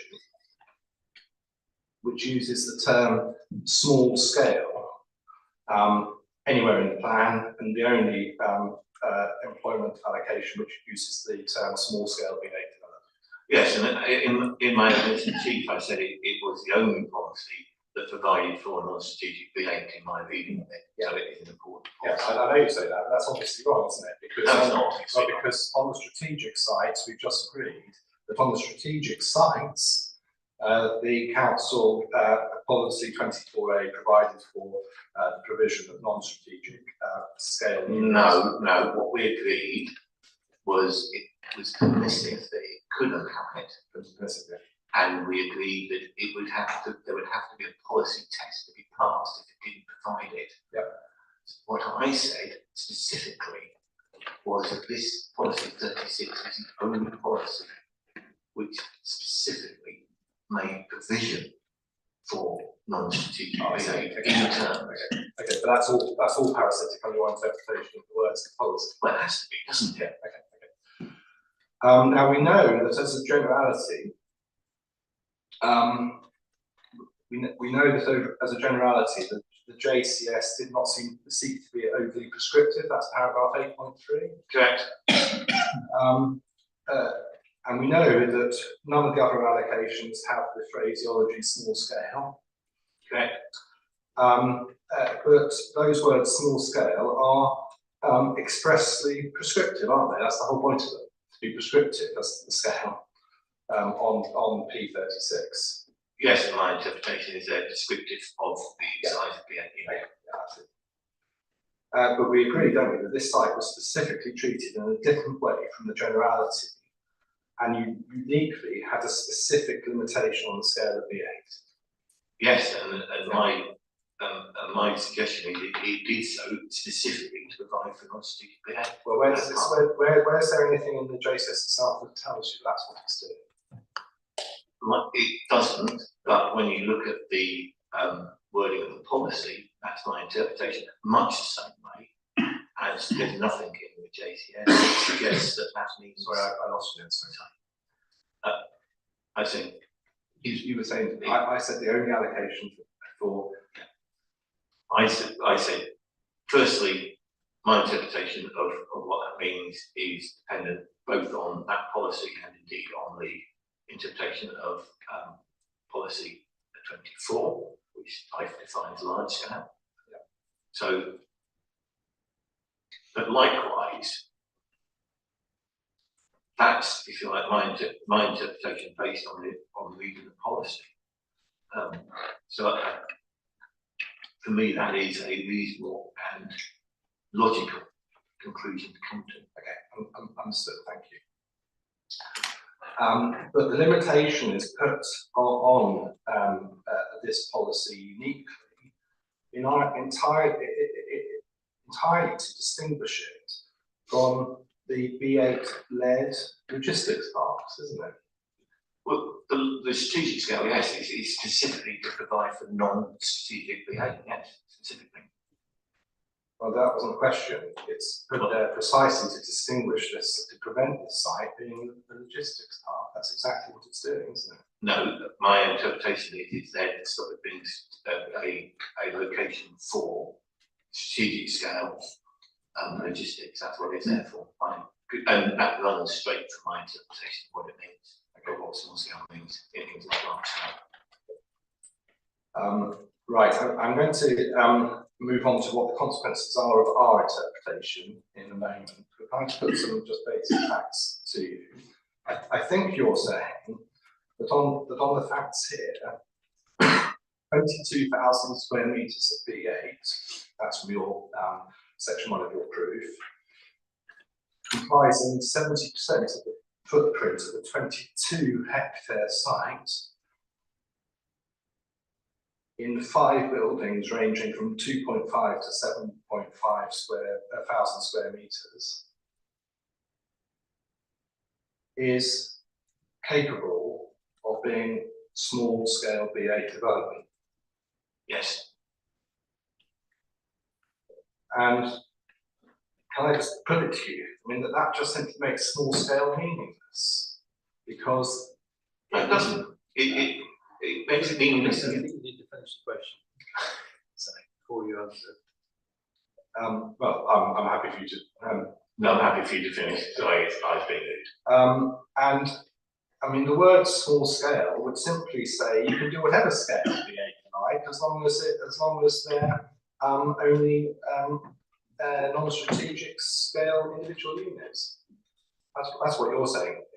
When it says exactly the opposite. Well, no, I'm saying you can do small scale B8, small scale B8 units, and yes, they're part of it. So it's the interpretation of what small scale B8 means.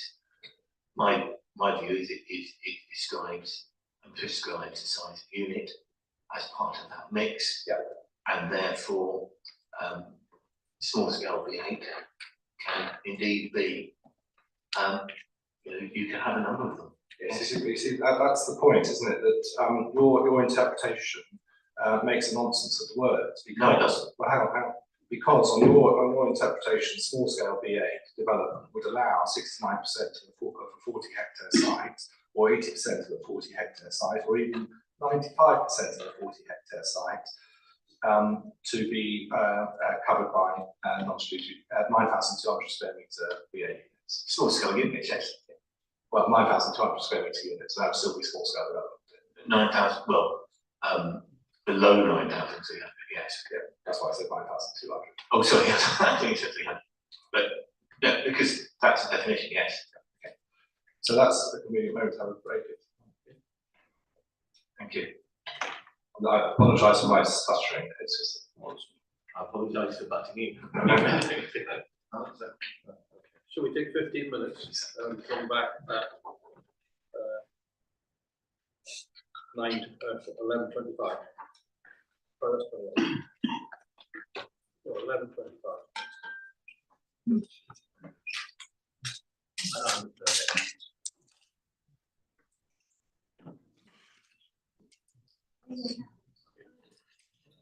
Okay.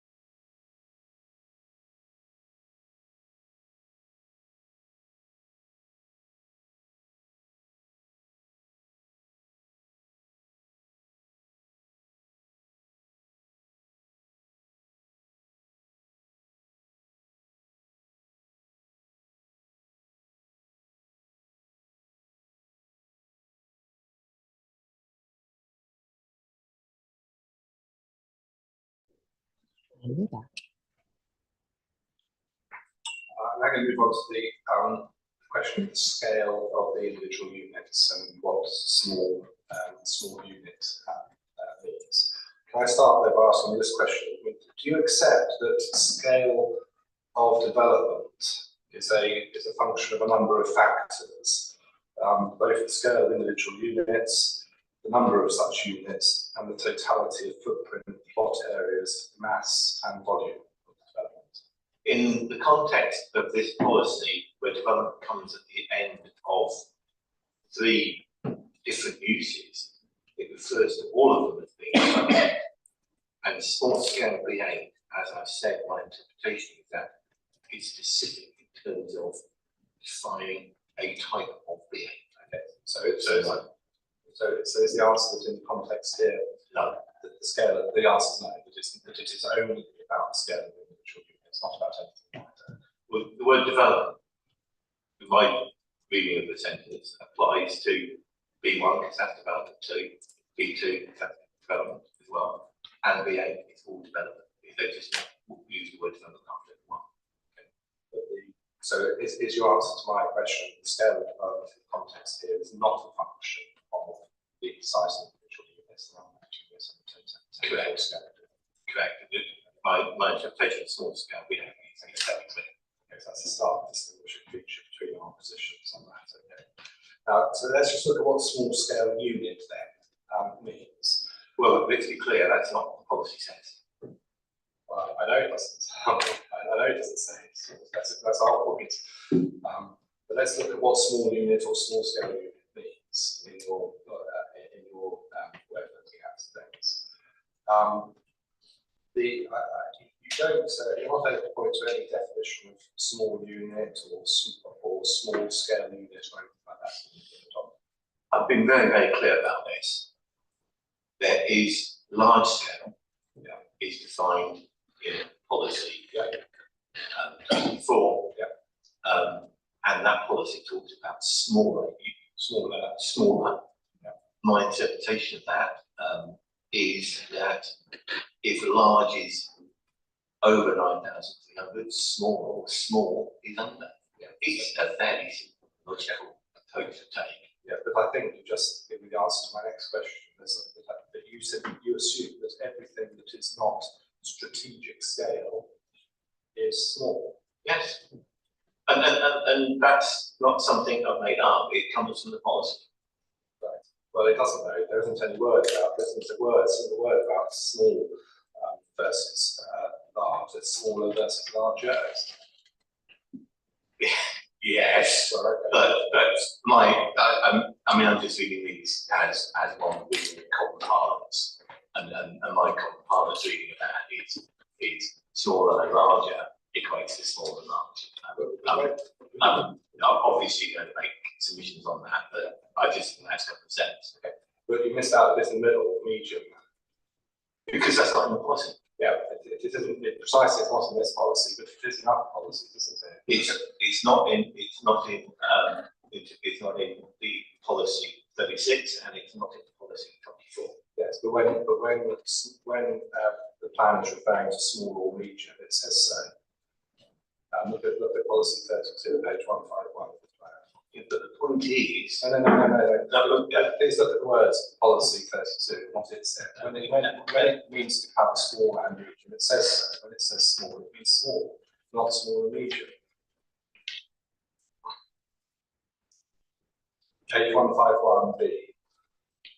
Wide range of employment opportunities that provides at least 2,500 jobs in different sectors and include provision for small, medium-sized flexible units that are used for B1 and B2 purposes. So when it is talking, but that's referring to B1, B2.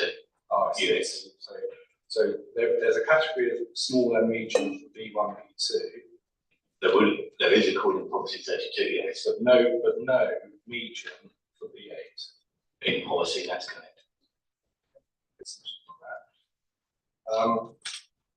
Now, to be fair, it does say small stroke medium, doesn't it? So it actually puts them both together. Small and or medium is what it's saying.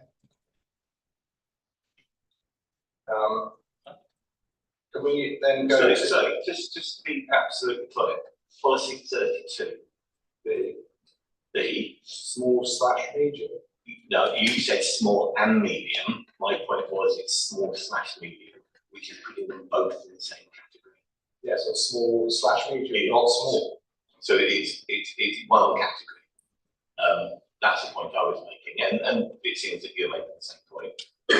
But that is very much in terms of B1, B2. When we see small units defined anywhere in this whole document, the only place we see it defined is in the box of paragraph 820. Isn't it? Yes. Thank you very much. Can we agree that small is not the same as smaller?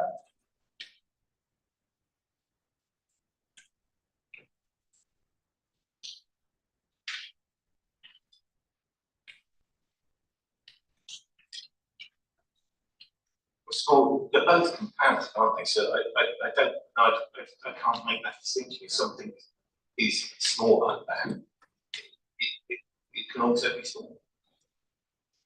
It can also be small, but the context, The context you're using it in, let's use it in the correct context rather than hypothetical. The context you're using it in is policy 24. And there I think it's very clear to my reading of that policy that small means small. so your case is a smaller necessarily means small. In the context of that policy, yes.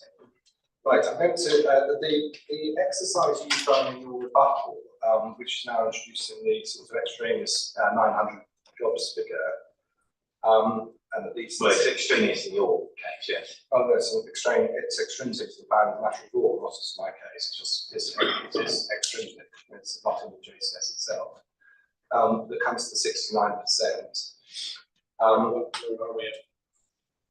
Well, if you look at page 6 of the rebuttal, so this is the point where Mr. Alton does the exercise of working out what the jobs consequences of that, and what the 900 jobs would equate to if we get to the 69% figure that's quoted a few times now.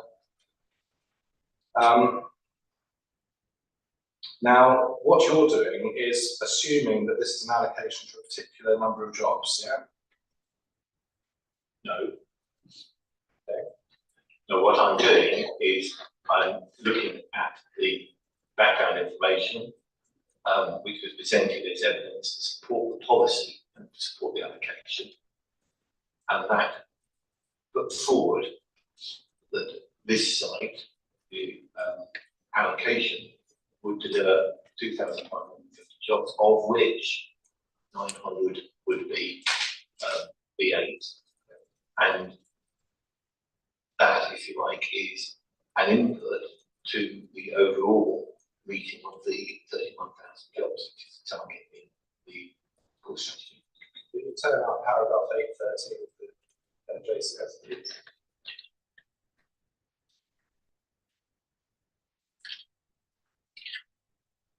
Second sentence.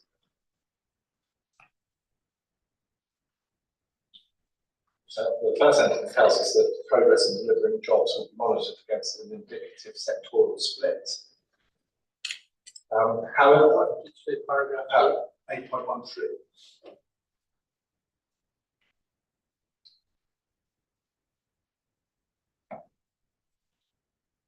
Correct. However, so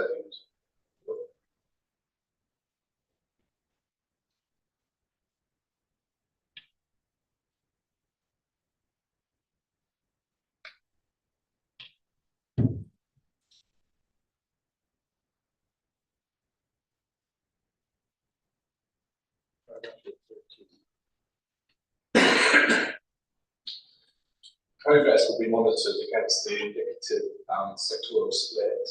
However, given the challenges that Norfolk Hampshire has faced in delivering economic growth, the plan does not seek to be overly prescriptive by subdividing employment targets into different use classes. So very expressly, it doesn't try to allocate specific jobs requirements to each use class.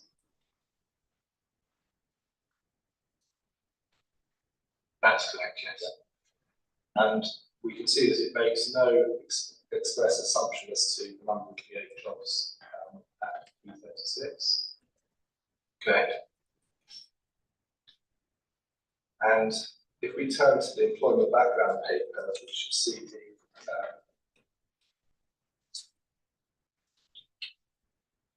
14.7. yes, I just lost it. We'll just see what this exercise was doing. If we look at paragraph 1.2 of it, please.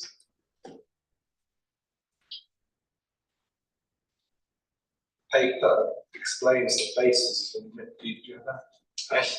the minimum target and sets out the employment potential of sites allocated in the JCS and allocated sites to illustrate that sufficient land has been identified to meet the needs. That's what the exercise is doing. Sufficient land to meet the needs. Correct.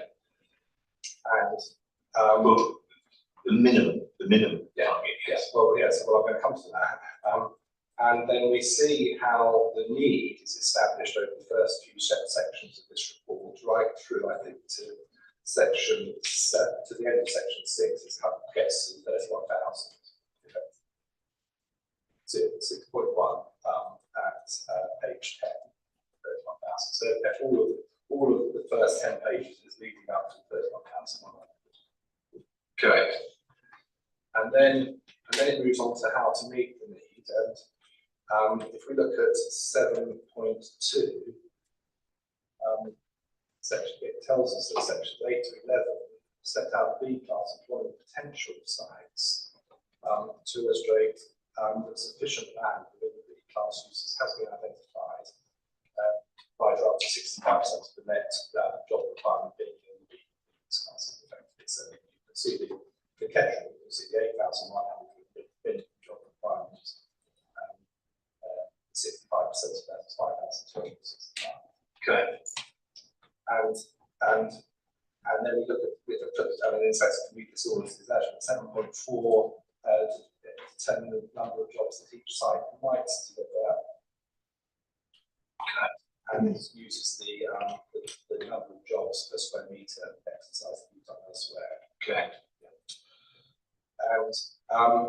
And so this is looking at the potential of the site, and we've already agreed there's no reference to policy 36 restriction on small scale development in this document at all. And it's looking at what each site might deliver.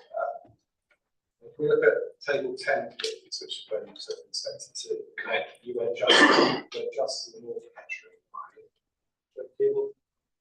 Table 10.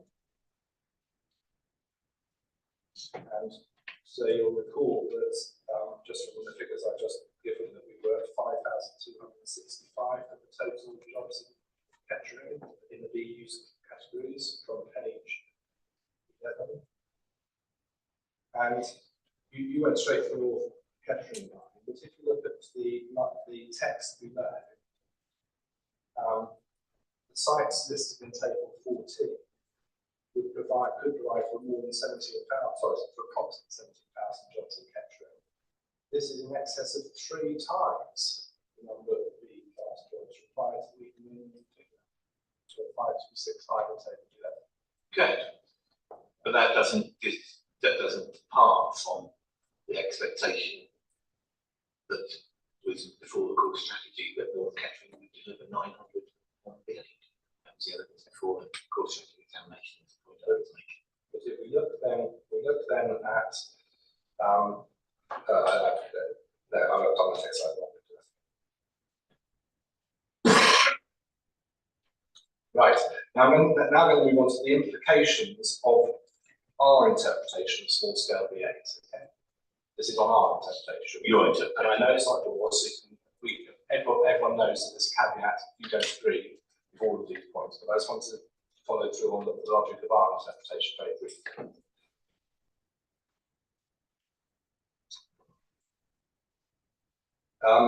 By definition, if there has to be only small scale B8 development and unrestricted B1, B2, that means by definition this is a B1, B2 led or focused allocation, doesn't it? if there is hardly any BA to be proposed, that's your interpretation, then yes, it must be the others take on the foot, then it's a leg. Yeah. It's a matter of choice of words, but Well, focus or predominant or. predominantly, yeah, because you've just, your proposition is there is no BA, so But it's going to be overwhelmingly something other than BA, isn't it? on your proposition, it has to be, because your proposition Yes. sets that up. Yes, exactly.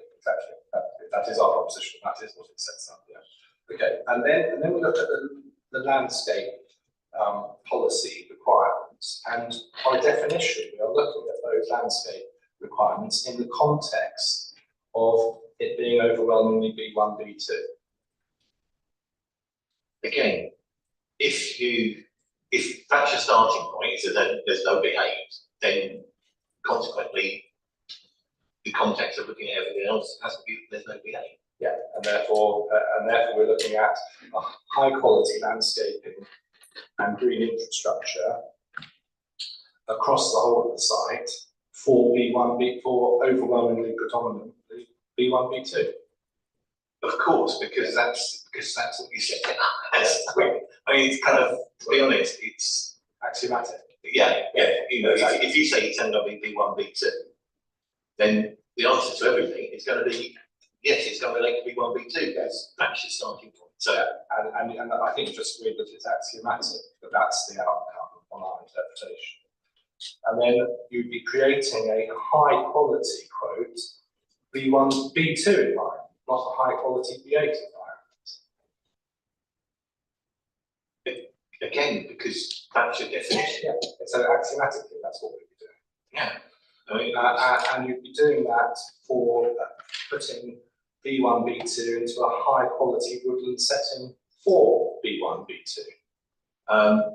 can you just take me to the where it says that? In the first sentence, I think, of 10.57. Oh, so I thought we were talking about policy. I'm looking at, I shouldn't be looking at, I apologise. I'm looking at the totality of the word. High quality landscaping is in policy itself, as you know, in 36E.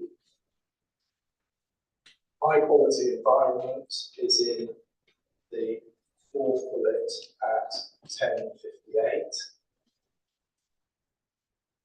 High quality woodland setting is in 1057. I think your same answer is yes, of course, because it's axiomatic from my position. Yes, I mean, but you see, you do understand that's our case, that all of this follows inexorably from the small scale B8 limitation. but it could also follow with non-strategic behaviours. Right.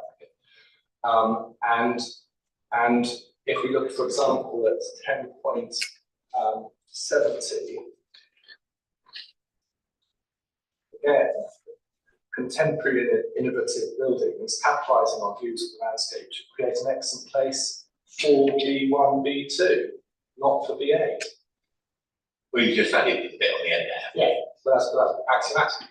Well, if it's only going to be for B1 and B2, then it can only create that for B1 B2. It doesn't have the opportunity to create it for B8, does it? I mean, that's fine. I just want to make sure that there's no that every point that we put in our opening and that is put in Mr. Bennett's evidence is an axiomatic consequence of our interpretation of the policy. yes, but the same would be true is if we put my interpretation of the policy in there. It would also create all those objectives. So I understand that. Okay. Now we can see what our interpretation means by reference to what the master plan shows at phase 2. Can't we? Because it has all of the features. Will you hear when I was cross-examining Mrs. Brockhurst on landscape? On the landscape, that was last Tuesday, Yeah. wasn't it? Wednesday. No, I don't think I was here on Wednesday. Okay, well, I'm not going to go through all of those features again now, but the inspector will recall the features I went through of the master plan for phase 2. Okay, so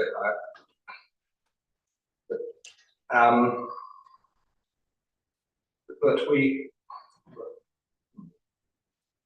Okay, that's a bit of a problem. I thought you were. Well, can we just turn up the master plan?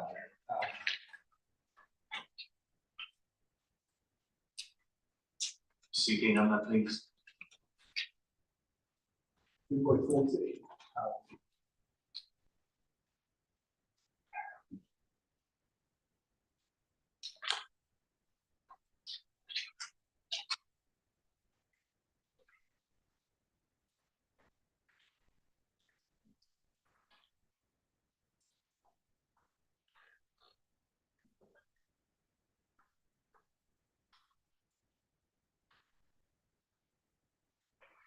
Which document is it? The master plan. I apologise. I If you could complete it, 2.17, but it's on both.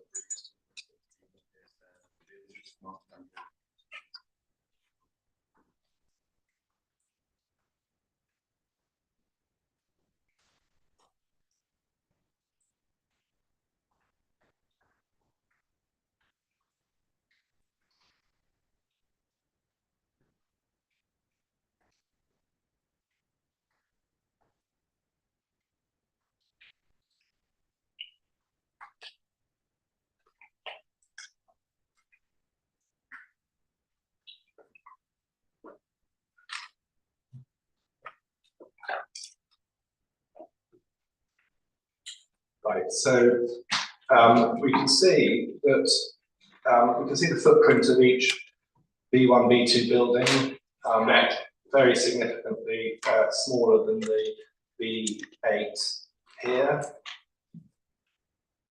on the application side. Yes. Each B1, B2 plot broken up into separate buildings.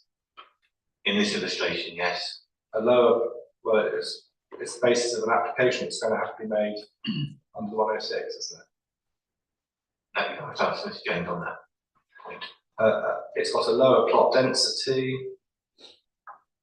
Yes. It has landscape car parking. I can't see that from this master plan. All of these agreed by Ms. And we can take all that as what you said, and don't know whether Mr. Bolton's quite right. Okay, well, I won't ask. In that case, I won't go through the text slides again. What the short point of this, of course, is that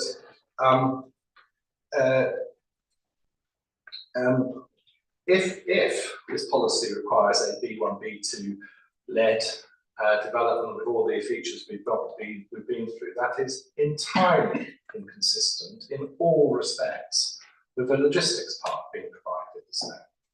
No, I believe that the logistic part can, well, logistics part, but that's actually not what's being proposed here. Well, it's what Ms. Brockhurst, without any pressure from me, she described it as herself, the logistics part.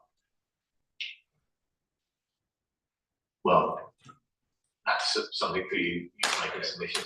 I mean, obviously, it's got a big B2 unit in, it's got B8 units in, and it can deliver, and that's my understanding of the evidence when I read it. It can deliver the requirements of both the policy and indeed of the explanatory text.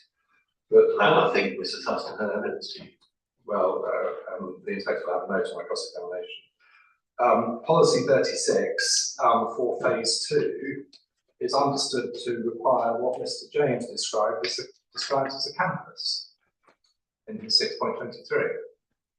So policy 36 for phase 2. Sorry, policy 30. Where policy 36? When Mr. James understands policy 36 for phase 2, he understands it to require a campus. Look at paragraph 6.23. Let me see his evidence. 6.23.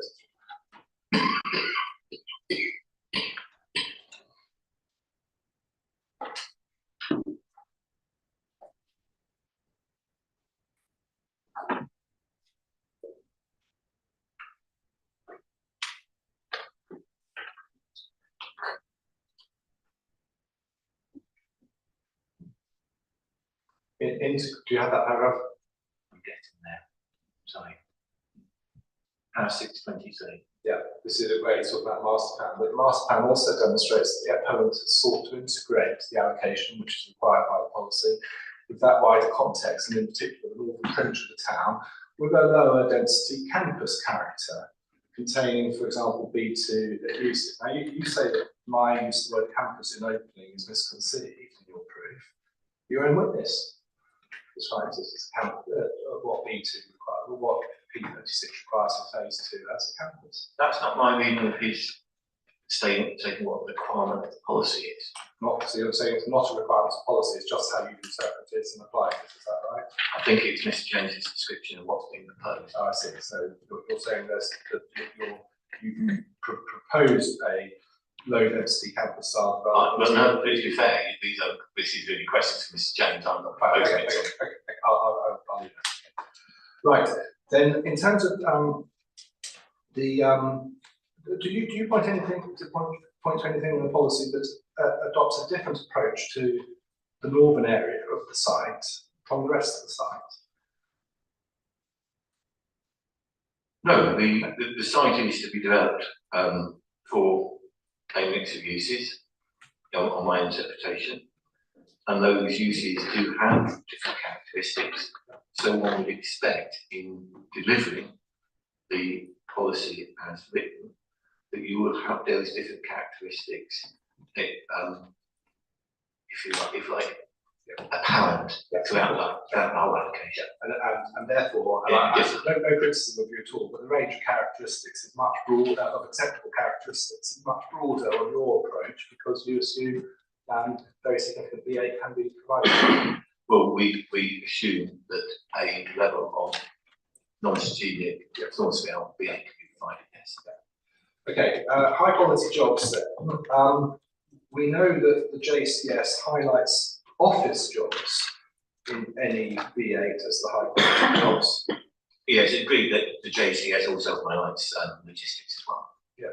That's agreed between us. Yes, but the high quality jobs through logistics and office jobs, aren't they? Paragraph 8.9. The managerial jobs. Yes, yes, I think that's the.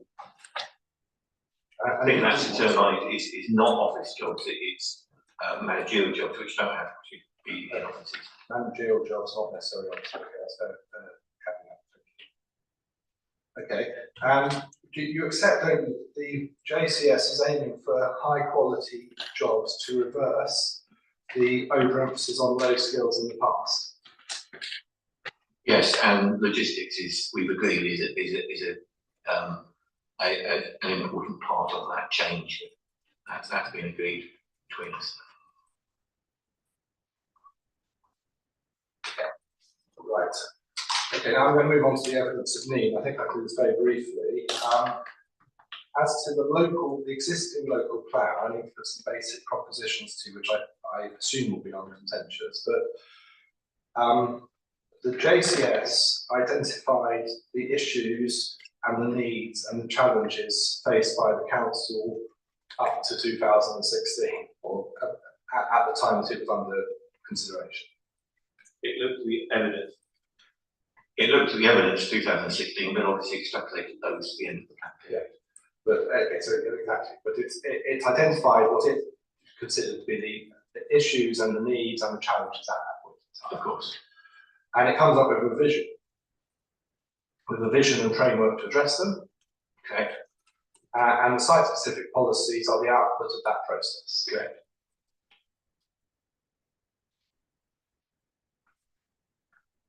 And so that it follows from that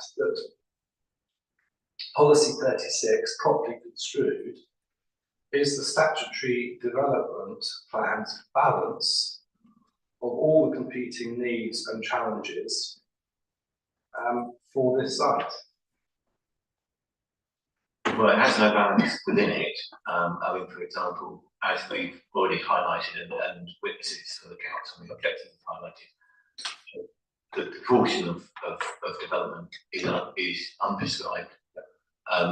So the allocation, which is one for B1, B2, and non-strategic B8, is the council's response. Yes, so it's the output, the P36 and whatever it means is the output, of the process. It's one of the outputs of the process. But I mean, obviously there are overriding policies about job creation, which, if you like, are the higher level policies almost. Okay, just short further second question then on need and relevance of the HENA. I'll come to the HENA in a minute, but first of all on need.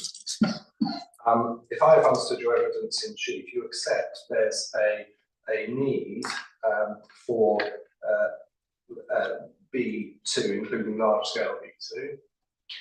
Yeah, well, yes, because I mean we're proposing large scale B2 to meet at what the time is an identified need, which could have been accommodated on the site if it had proceeded in a timely manner. Yes, but it's not that, as Mr. I've forgotten his name, sorry about this. Mr. Harvey made clear it's the large scale B2 need isn't limited to civil rights. No, it's not.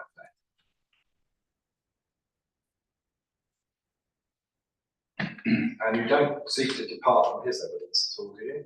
No, I do not. Your question is summary of his appendix 3, table 3. No, because that's dealing with what was on the market, and he gave you commentary on that as well. And of course, his position on need is fundamental to the premise of your master plan for phase 2, isn't it?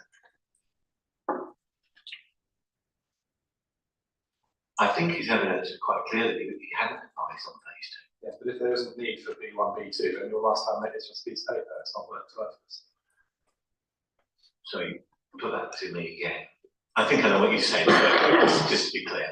The need for B1, B2 is intrinsic to your master plan, or else your master plan is just a piece of paper. There is, as Mr. Harvey's identified, the need for B1, B2, and the proposals in the master plan would meet some of that need. Now, if we're right, and this site as a whole was allocated to meet B1, B2 needs, and not non-strategic scale B8s, then the consequence of what we've heard is that this application would be displacing B1, B2 needs. No. No. Okay, so on the large scale, on the Mr. Harvey's evidence as to the need, which you just said you aren't departed from, including the multiple large-scale B2 units that he says are required. You still it's basically you have a need for non-strategic B8. You also have a need for B1 and B2. The non-strategic B8 is evidence, if you like, by up-to-date evidence. In the HENA. Mr. Harvey provided some evidence on B1, B2. So, as a whole, I mean, the best thing about this proposal is seen as a whole. It delivers and meets not just large scale B2, but also delivers the non-strategic B8, which is required, and then in terms of phase 2, delivers the B1 to B2. So, well, I find it very difficult, given the evidence that we've got, to find argument against that being a very, very good thing. Well, we've got it. I'll quote back in my closing Mr. Harvey's clear. And I'm not denying that. What I'm saying is, large scale B1 is being met on the site. Right, now the relevance of HENA then, you rely on the HENA as evidence in very significant B8 need. And that's not being denied by all witnesses. Yeah, no, I agree. And I think you just relied on it in evidence in chief, to demonstrate that there's a less substantial B1, B2 need, but you still accept the need. That's correct. Yes, I mean, that's just what the table demonstrates. The HENA report, I think we can this quite quickly, was to inform local plan process with the NNSP. Yes, that's in paragraph 1.1, I think, isn't it? Right, 1.2, yeah. For the period to 2040. For the period to 2041. Okay. And it's based, its assessment is based on various modelling techniques by various experts for that period using various trends over time. That's going to get from 2021 to 2041. And you're not suggesting that by reference to it that Mr. Harvey was wrong, are you?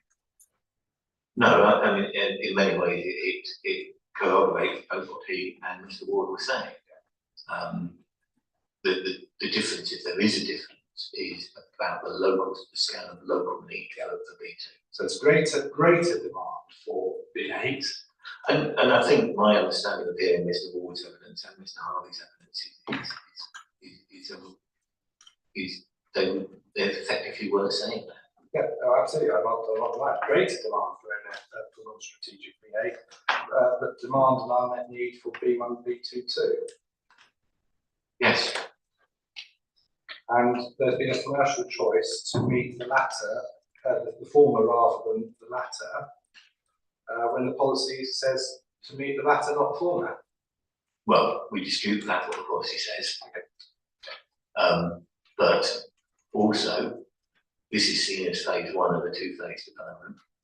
And what you do have here, and it's been demonstrated, if you like, by the changes that have been made over time, is that the promoters, owners of the land, have attempted to both produce something that's policy compliant, but also reactive to the market.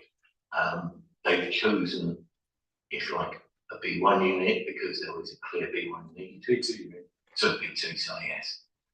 There's a clear B2 need. They're just 1 unit. To me, I mean, that kind of led the scheme because that was there, that was an immediate demand to be met, so they weren't, if you like, focused. They then took a view on what to do surrounding, if you like, what is, you know, a large scale, a large scale unit, and determined that in phase one, around that, they would provide non-strategic small scale PA. And in a response to market, they decided they would do that, not all at the same scale, as a range of scales, in order to respond to what they could consider a market intelligence was telling them. And then what you have is phase two. You know, if that's the approach of this particular applicant, and if that's extrapolated into phase two, then yes, you would very much expect phase two to look at the market for B2 and B1 and promote, if you like, the phase two to meet those needs. I've got Mr. Harvey's evidence. I'm always really happy with the market, so I'm not going to go back over that. But I mean, the fact of the matter is that the appellant here decided to prioritise non-strategic B8 over the B2 needs, to which the site was allocated. That's a simple fact. No, because it's actually promoted B2 on the site. So to see, it actually positively went out to provide detailed application for B2 unit to meet identified needs. So that is long. So one unit out of 6 to meet a small part of the total demand for B2 large scale. It's to meet, well, when we haven't quantified the demand, what we know is the local demand, there was a local demand for a large scale unit of that size. Okay. Economic benefits, just one question, or 2 questions on this, and then I'll finish. I think I'm right in saying, please correct me if I'm wrong, but in all of the material I've seen included on the application and in your proof, there's no assessment of the comparative economic benefits of a B1, B2 led application on this site compared to B8 led application on this site. No, there isn't. And so we have no idea what the public is losing, or public interest is losing, from your client's decision to pursue the most profitable land use rather than the allocated land use, do we? Well, I disagree with the question. Because I know you do, well, but we let's have. put it in terms I can answer then. Well, okay, we have no idea what the public might be losing from the concentration of this site on B8. Well, they're losing all the benefits that are in the A because at the moment that's the proposal for you. Thank you. You wish to re-examine? I think I do. Oh, so that's interesting. I'm not going across as having life across, I mentioned anything, just take the time asking the same questions. Just a couple, that's all right, so I'm going to leave Mark and sorry, no, not to the.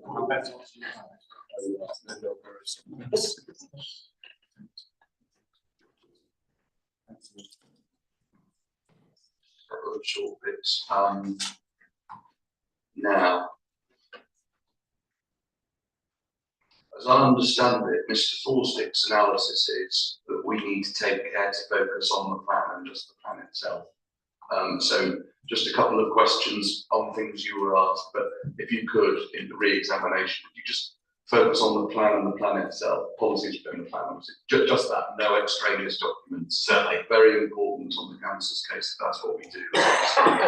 Now, one of the things that you were asked about was the idea that the policy 36 requires a campus style business park. Do you remember? It was put to me that that's what That's what Mr. we James accepted. has said. Yes. And indeed, you spoke in your evidence in chief about some of the extraneous documents or extrinsic documents. Don't want to know about them. Just the plan then. Could you take us to where in the plan, in your understanding of policy or supporting text supporting 36, this requirement comes for a campus style development? It's not there. Well, not in the policy. What about the supporting text or anywhere in the entirety of the document? Is it anywhere at all? My recollection was it's nowhere at all.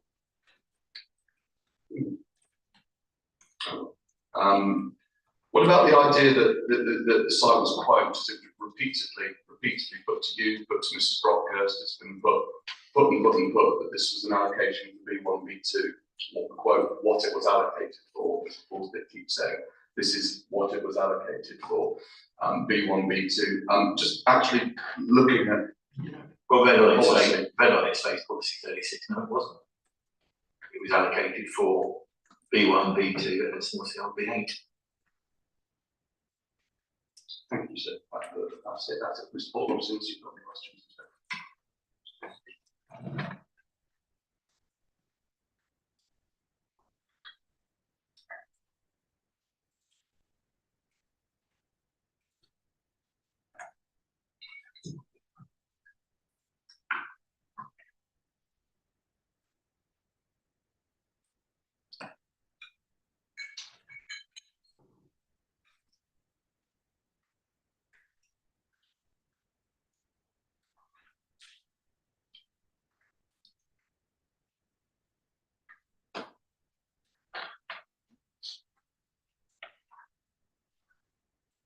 Yes, we've covered the point about semantics. Really? Probably the whole inquiry and then naturally.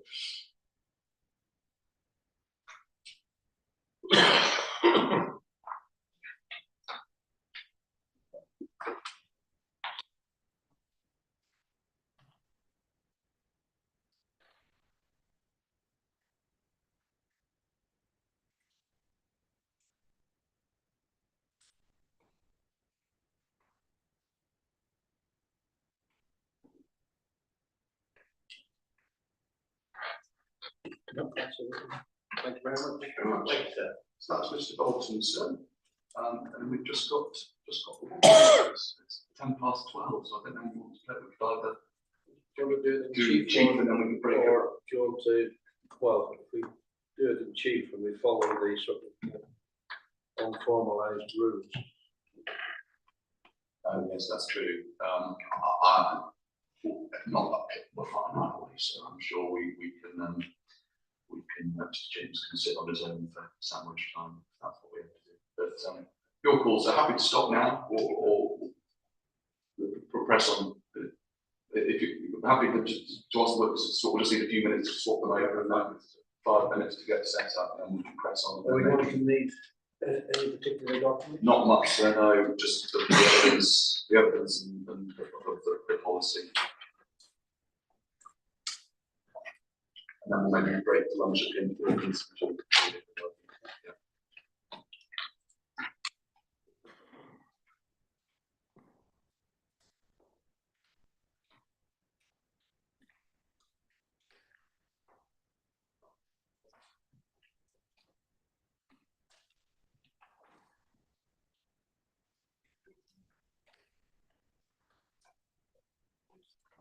We'll get to the stage this afternoon where we might have a time to deal with conditions. We were talking about the same thing. Certainly, I think conditions is a realistic possibility. I do think we might come back to this later, but potentially now actually. 106 is almost there, but Mr. Paul's did raise a point this morning, which is dealable with, but he's going to need potentially. Is this still remaining right? Was taking instructions. Okay. We might need a little bit more time potentially if we are going to build a new plan. So our suggestion was going to be, firstly, we won't be able to do 106 now. If you wanted to, we'd be able to get an extra time tomorrow. What I was actually going to ask for potentially is if we are going to try and amend this, it might be that we ask you today to do the site visit first, and then to come back to do the 106 session at that stage to give us that little bit of extra time to get the 106 sorted. Is this in relation to the biodiversity? No, it's not about that at all. Mr. Forster's got a point about the theoretical potential for phase 2 to be ransomed by phase 1 and by the existing business park. And so we are taking instructions on what, if any, drafting would be included in order to ensure that that position never arises. And it's to address that potential concern that as I say, taking instructions on at the moment, in order to deal with it, we prefer to have a little bit of buffer of time in order to get it sorted. what about doing it on Friday morning before we go into We closing? have to do that as well, so Because I see the rocks coming just for that. Yeah, we can do that. rather than sort of say, well, we'll come back at some undetermined time tomorrow Happy to afternoon. do that, so we've got tomorrow. I totally agree with that, but I said to some of that outside inquiry that my point may be wrong on the facts. So I'm just raising it. I'm not saying it has to be dealt with, but I'm raising it as a query to be dealt with if it needs to be. Absolutely. So we are looking into it. I wasn't making any comments on it, so we're looking into it. But we just need funding to do that. We'll have to fund it. So if we start I to think it would probably be better Friday morning. Yeah, that's fine. In that case, could I hand out then the agreed sites? yeah, absolutely. Yeah.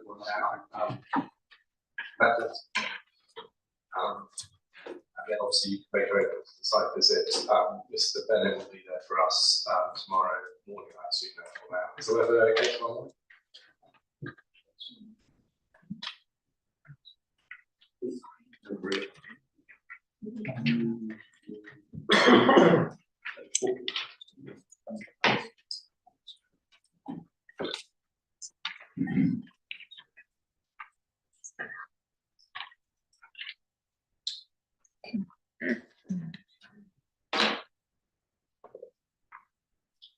So the intention would be then tomorrow to be site visit and only site visit. Yeah. Essentially.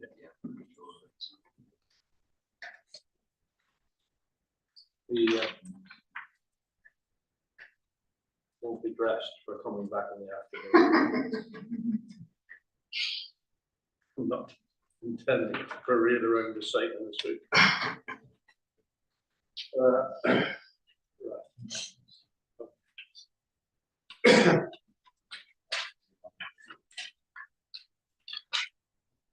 I think so.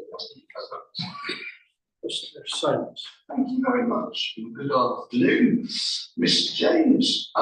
Right, if you take up your proof of evidence, there's no rebuttal from you, just to main proof. You tell us on the third page of that you're Simon James. You explain all the different qualifications, including that you're a member of the RTPI and also the IEM.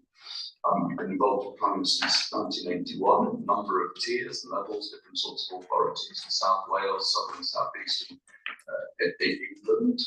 And you moved into private practice in the late 1980s, ended up establishing what's become DLP. You provide advice, as you've explained, to all sorts of clients and all sorts of different things, and you appear as an expert witness in all sorts of forums, including inquiries like this, hearings, CIPs, Land Tribunal, High Court. Does all of that sound about right? It doesn't. Right.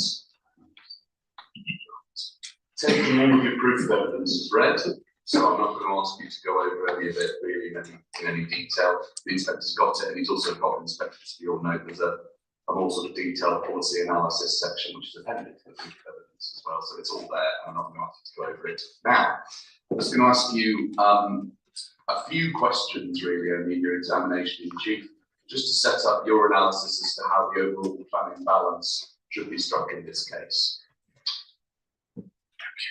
Let us start with policy 36 itself. So if you turn to policy 36, we're looking at the core strategy, core document 5.1, policy 36. If we've not got it tabbed by now, we're never going to have it tabbed. It's page 167. Okay, now it's a policy that has lots of things in it. It's got a lot of different requirements. We've been over the detail, lots of detail on some of those requirements over the course of the inquiry. So what I want you to help the inspector with is your view on the extent to which policy 36 is accorded with, both all of the different bits, and then also once you've done that, I'd like your judgment as to the extent to which the proposal accords with the policy as a whole. So first all the different bits, and then looked at, if you like, in the round, reaching a judgment. How do you approach this policy? Well, read it on its face. Policy 36 deals with the entirety of the application. Yes. Area. One point I would make as well is that part of the site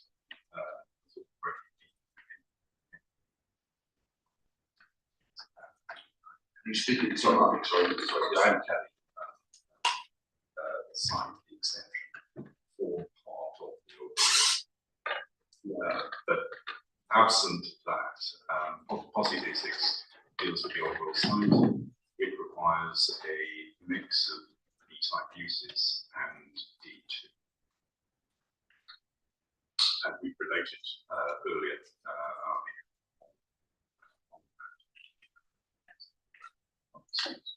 So trying to break down the various things that policy 36 requires, I just want your view on the extent of accordance really. So the first thing is that the site will provide a minimum of 40 hectares of B1, B2 and a small scale B8.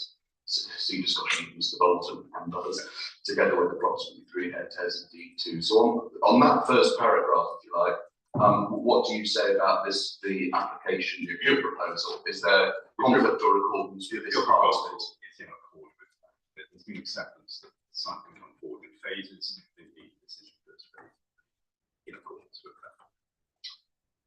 Okay. The next part of the policy begins a comprehensive master plan to be agreed by the local planning authority should make provision for the above requirements, so all things in the first bit, and include proposals for, and then there's a whole list of things from A to I that the master plan has to do. So before we get, I'd like to ask you about A to I, because we want to get from you a sense as to where you are on the those different criteria, the detailed criteria. But before we do that, could we start with the introductory sentence? A comprehensive master plan to be agreed by the local planning authority should make provision for ... What do you say about that formulation? Well, the master plan has been prepared. The master plan was prepared right at the outset. Indeed,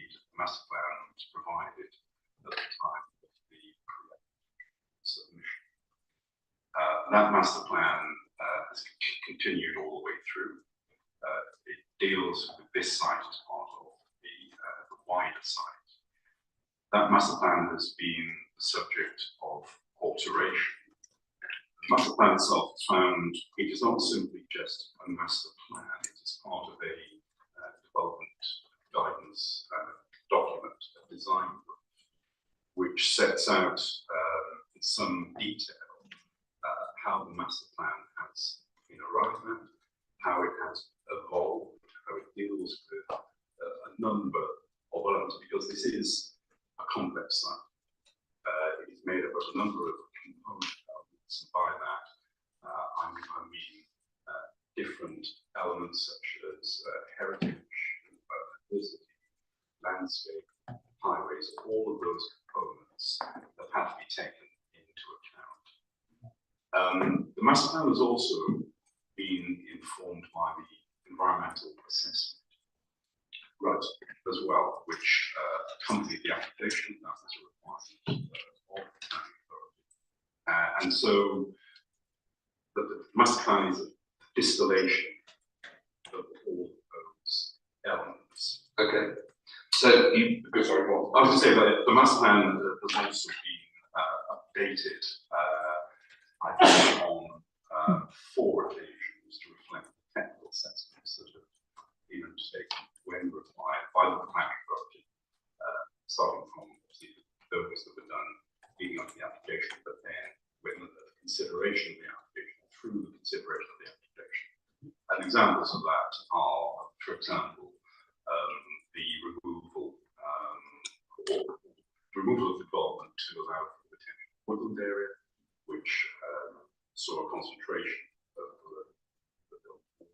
And again, arose out of the consultations of the planning authority to a board and the workers agreement on what should be the approach to the delivery of the site. Now, you talked about the master plan, and just for the inspectors now, I'm sure it's got this, that there's a design development brief called document 2.16, I think that was the document that you were referring to. Reference to a comprehensive master plan, you've been over some of the history. The policy requirement is comprehensive master plan, it's got to make provision for a load of things, we'll go through them in a minute, it's also got to be agreed by the local planning authority. So what do you say about that element of the requirement? Indeed, there's, as I've said in the proof, there's no specification for how agreement should be reached. That differs from other policies or other sites in the plan. If I could, for example, make reference to the Russian East Sustainable Urban Centre, where policy 33, sorry, just give us a moment, sorry, policy 33, that is page 156. So this is another allocation. This is for an SUE for 2,500 homes and some other things, including some employment. Yeah, indeed. Right. What the point here is that there isn't a specification, as I've said, in my proof of evidence as to how this agreement should be reached. Right. Here you have an example where the planning authority felt it important to specify the formal agreement of the master plan. Well, where are you reading? So if I can take you to the 3rd and 4th paragraphs. Yes. If I just summarize it, read it. A master plan will be prepared. Sorry. It's 1556, policy 33. We're in the core strategy. So, yes. The paragraphs in that policy are not numbered, but there it says a master plan will be prepared in consultation with the local community and stakeholders and agreed by the local planning authority. It goes on to say what the master plan will contain, defining development boundaries, etc. It then goes on in paragraph 4. Yes. It says to avoid piecemeal development, preparation and agreement with the master plan is a prerequisite before any planning applications are granted at planning permission. So there's a specification in that as to the steps that should be followed when looking at the agreement approval document for the master Right, so that's the approach taken in policy 33, requirement for consultation with community, requirement for consultation with stakeholders, preparation and agreement prerequisite before, etc. How do you, what points do you take out of that? Well, in policy 56, well, then you have a specification. Policy 56, you have no specification. It's just that the master plan should be agreed. Now, the master plan has been with council for over 3 years. Yes. There has been in the various exchanges with officers, so starting with the pre-app, which pre-app response served years. Yeah, that's it. Let's see, the 2018 one, is that one you're on? Yes. That's document 4.1, I believe.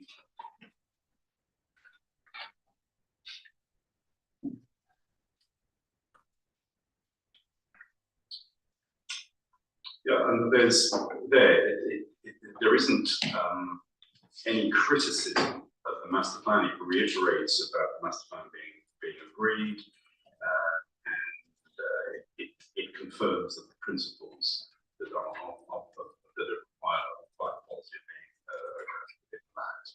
And that follows in other correspondence that has been exchanged between the authority and the officer of the circuit. Okay. And ourselves. Can I draw you back to the policy then? Yep. So you've been over the way that the master plan, if you like, was prepared, that some at a high level how it's evolved, what officers have had to say about different points in time, how it's changed. It has to be, quote, agreed by the local planning authority under the wording of this policy. You've drawn a contrast, as I understand it, between what this says and what 33 says about the process, if you like. That's correct. But what do you say about the extent of accordance or conflict with this bit of policy 36? That hasn't been undertaken, so we don't have agreement. So there is a minor conflict in relation to that. Let's just try and pick up on that. You call it a minor conflict. Why is it that's why do you say it's a minor conflict?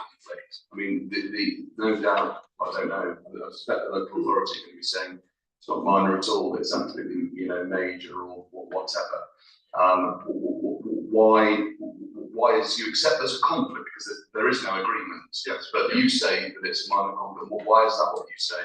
Well, the planning authority could determine the application without the master plan being agreed. You have, and we'll come to that directly, the sub-criteria Yes, for what is fed into the master plan, or what should be fed into the master plan, set out in points A to I. So the application could be measured, for example, against how far it performs against those criteria. The master plan provides vision for the whole site. Yes, but it is an expression of those criteria as well.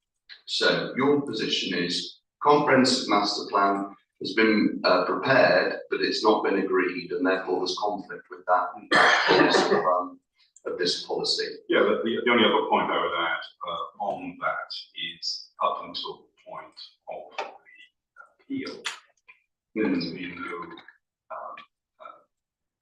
adverse criticism of the master plan or the component elements of the master plan. As I say, it has been developed in conjunction with the planning authority and other templates to respond to the requirements. So there's been no objection. Right. So that's that clause, if you like, and then there's a series of things that the master plan has to do, A to I. Yeah, it's going to take us, I think, too long to go through A to I individually. I mean, lots of these individual criteria have been dealt with by, say, for example, the landscape witness or the ecology witness or the highway witness or whatever. It's set out for ease at 636 of my proof table there. I can very quickly just go through the points without reading them out. And insofar as A is concerned, then the application meets part one of that. Part two of that will follow in the later stages. It basically covered in the highway statement on the grounds agreement. Part B, again, covered in the highway statement on the ground, agreed highway statement on the ground, as is part C. Part D, there's no objection on heritage grounds. Part E, we've had the landscape evidence, which I agree with, but no impact on the woodland, so again, meets the requirements of that. Part F, we've had the ecology evidence, so that's dealt with. Part G, again, that is met in part. There isn't an extension under the phase one, but there are conditions which cover the improvement to that. So again, it's part of that. Part H dealt with in the second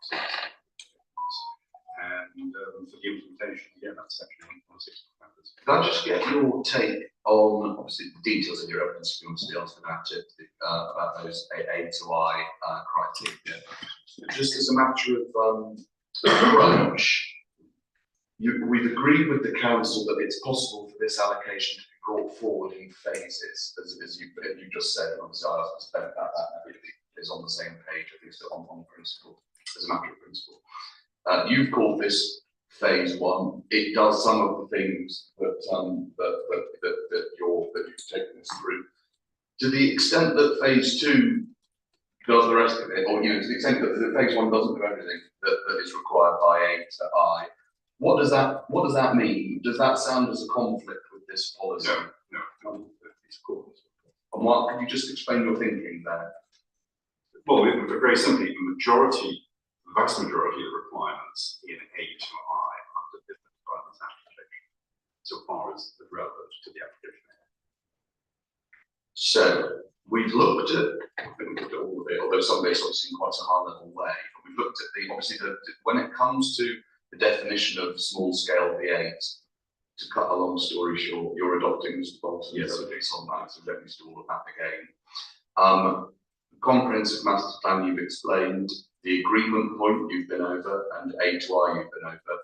So you're accepting there's a partial conflict with at least the first line of the second clause in the second paragraph, the agreed bit. Yeah, only so far as it has. Right. So then my question to you is, reading the policy as a whole, looking at the whole package, start to finish, and reaching a judgment as you're required to do on whether to appeal accords with policy 36 in the round. What is your opinion? In my view, it accords. And could you just explain why? Well, it accords because it meets all of the requirements absent that element, which is the agreement. Can I also add that this is something that is potentially troubling, if I can use that term. If the if agreement was to be the agreement of the master plan, was to be the hinge point, the only point was decided, or the grant of the remainder, then the council could choose not to agree it, which would hold up delivery of the allocation itself. You certainly could choose not to agree it. I mean, we've been in pre-application for 5 years. Has it been agreed yet? No. So what does that mean? I mean, this is a core strategy which was adopted in 2016. It means that The plan period runs to 2031. What does it? What's happening here? effectively it's delaying the delivery of this very important element of the development plan. Thank you. Now, that was my first series of questions, just about policy 36. But my second question is to take a step back from policy 36 and consider the statutory development plan read as a whole. So we're looking obviously primarily at the core strategy, but not just at policy 36. We've heard over the course of the inquiry references to things like policy 11, which is all about urban and rural areas, policy 22, which talks about the overall jobs target, delivering economic prosperity.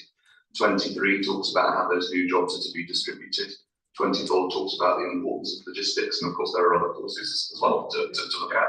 So having an eye on all of it, on the development plan when read as a whole, I suppose first thing is, do you identify any material conflicts with the statutory development plan? No, I don't.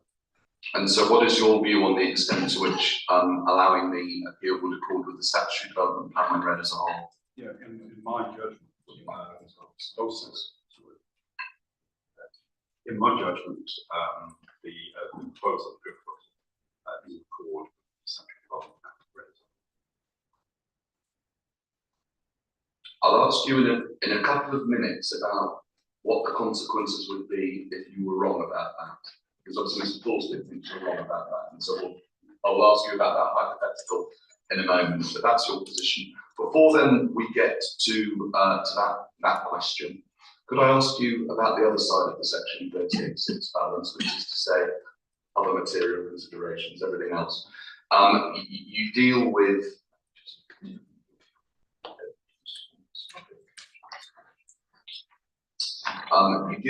the planning balance at section 7 of your proof, which starts on page 33. The first couple of pages of that section, you're looking at the development plan and the development plan policies. I'll ask you about that. You have a section that starts on page 37 called planning benefits. I'd ask you if you would just not obviously tweet all of that out, but to summarise the critical things, and also as you're doing it, maybe to give the inspector an indication as to how much weight you attribute the various benefits that you identify in your microphones. Before you start. So if you could pick out the key ones and just indicate the weight that you attribute to those benefits as other material considerations in the balance, please. Yeah, certainly. I've sort of picked out a number as I see them as the overarching ones. The economic benefits, again, set out times above in his efforts, which I rely on. I would attribute very significant weight to that. Did you say very or? Very significant weight. The delivery of unmet demand for employment floor space, again, I would attribute very significant to that.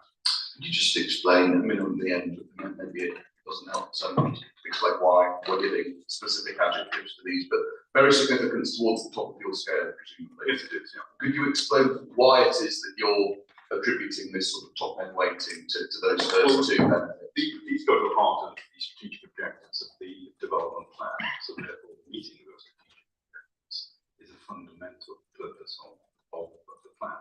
So that's why I attribute very significantly to it, or contributing to it. Righto. And then you have a number of others. I don't know if there are anything you want to pick out in particular. Yeah, I mean, the biodiversity, I'll go to the bottom of biodiversity, the significant weights on that. At the moment, the policy doesn't require a set figure, but we're providing a minimum of 13.3%, so significant weights. The highway improvements, moderate weight, and indeed development of the early phase of development, which will contribute to meeting demand specifically, but also will kickstart the development of phase 2, because there are various elements within that. Moderate way to get to that. Okay. Now, on the harms side of the analysis, you say at 7 point, just get this, page 34 of your proof evidence.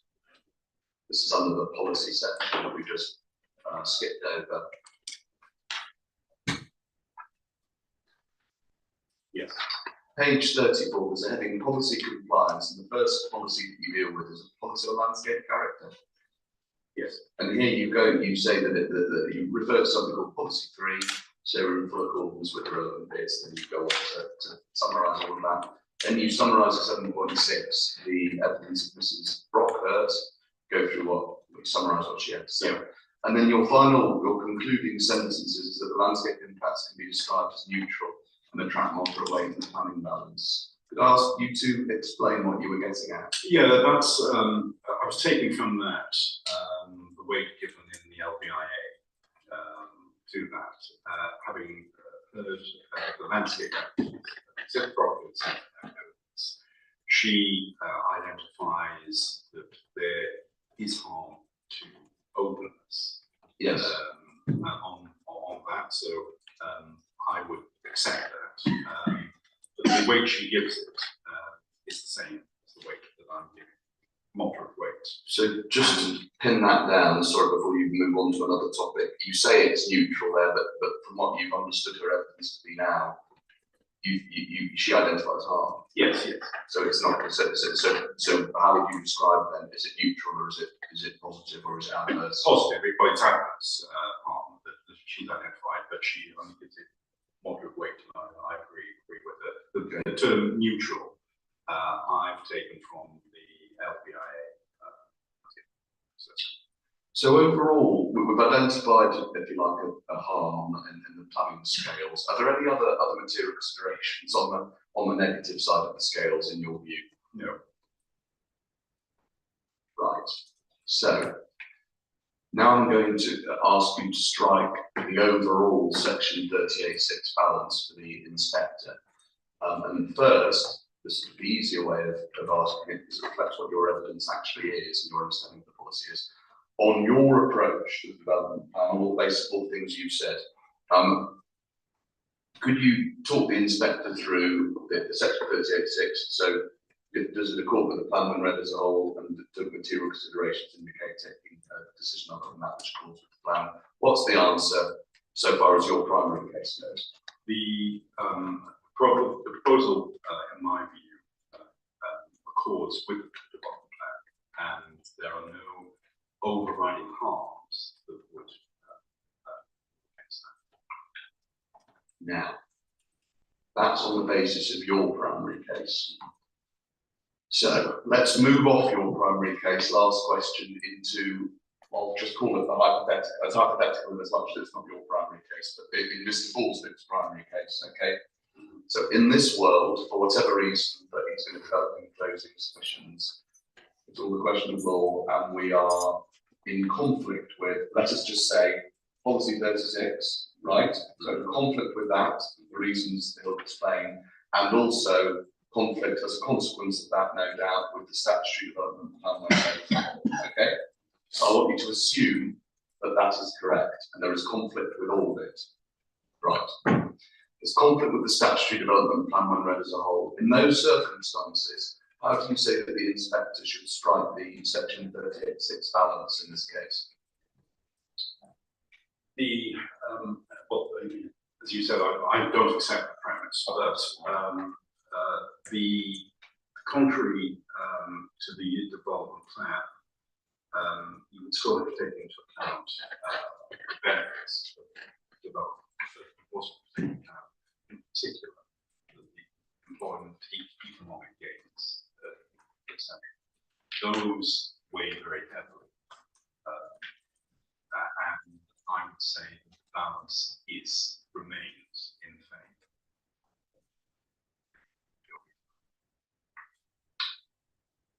Thank you very much, Mr. James. So those are all the questions in the examination.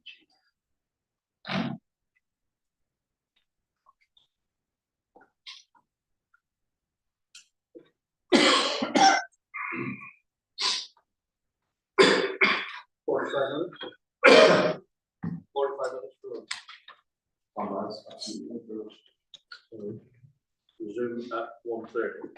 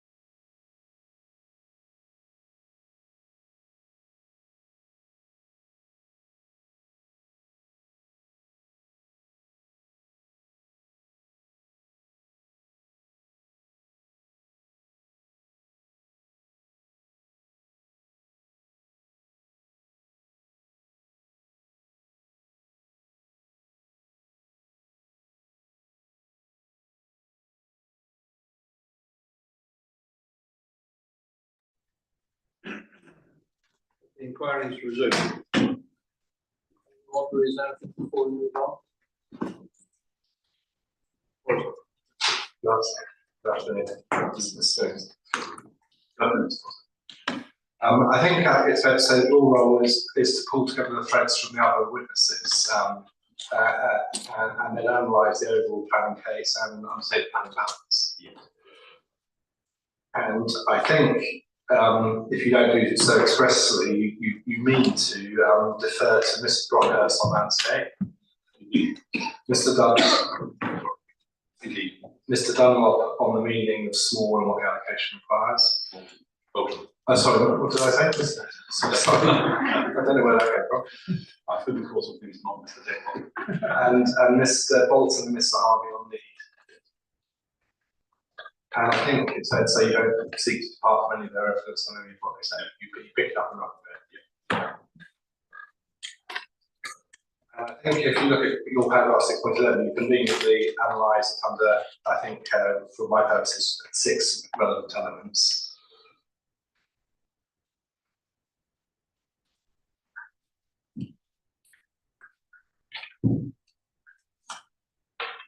And I think, again, I think it's fair to say, that element 1 is then split down into a number of sub bits in what follows in your section 6. Yes. Okay, can I go to 6.15 briefly, please? You contend, we've been to the phrase not prescriptive before, and I'm not going to go back to the relevant parts of the JCS, but if you say it's not prescriptive and provides no basis for subdividing use classes across the site. Do you see that at 6.15? Yes. No basis, so that's over the page, no basis for subdividing across the site, either in the uses or in the buildings. So that's a broad point, because no subdivision and that small scale is therefore only limited in the way that it's and I think it's fair to say that in your written evidence and in your planning balance in the proof, all of that is proceeded on that basis. Yes. Thank you very much.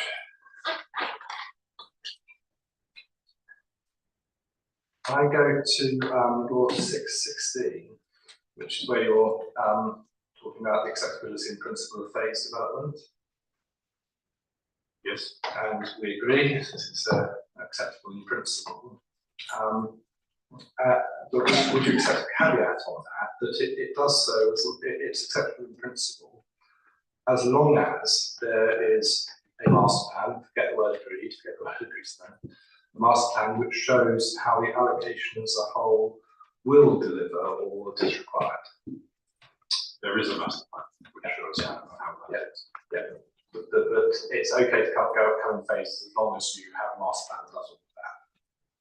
There is, as I say, there is a master plan which shows that. Yeah, but it's only acceptable to have it in phases Well, if your master plan. Well, no, as I was saying earlier, the application could be tuned against the criteria that is set out within the policy. Yeah, well, so you're saying that there's a requirement for the master plan. Yes, master plan. Yeah, requirement for master plan is right. So, and therefore you can have a phase. Effectively, you can say that this phase is consistent with delivery of the whole of the allocation as shown in the master plan. Yes. You get this is a sum of part of the whole. Yes, yes. But indeed, that's as I said earlier on, is the line that the authorities follow. Yeah, SCI and Kelly. Yeah, well, I think that's very small scale incursion. Well, it was an application determined on the basis that it was in accord with the policy. Yes, but I'm not sure that's right. On the second report committee, it didn't suggest that there had to be that it would have any influence on the master plan. No. It was part of it was accounted for within the master plan. Yes. Okay. Now the phrase you use in a number of places, I think, is you have to avoid prejudice to later phases of the master plan. That's the phrase. Can I put it another way? I think you probably accept this. Is that the master planning process is not just about avoiding prejudice, but about positively showing how the allocation as a whole will be delivered. Yes, that's one of the purposes of the master plan. Master plan is a multi-layered document. We start off with the process on assessing the development opportunities and right scheme part of the master plan as well. It's showing or providing a framework as to how the allocations will be delivered. Yes. Yes. Now, I'm not. There was quite a lot of evidence in chief about whether the master plan had been agreed. I'm not going down that route at all. Okay, we know it hasn't been agreed, but I'm not making any point about it not being agreed. Okay, but of course, you know, it wouldn't be agreed because we don't agree with phase one. So it's a bit axiomatic. It's a bit circular. So It's a circular but I'm not going there in terms of it leading anywhere on the law or on the planning policy. But you say that the master plan shows how the phase approach could work to deliver all that's required. Yes. And you accept the importance of showing that the master plan will be delivered through the Section 106 obligation that requires the application to be made consistent with the master plan. Yes, the 106 does make provision for the master plan. Yeah, and so that's got to be necessary to make this development acceptable. So you accept it's necessary to show how the master plan will be delivered.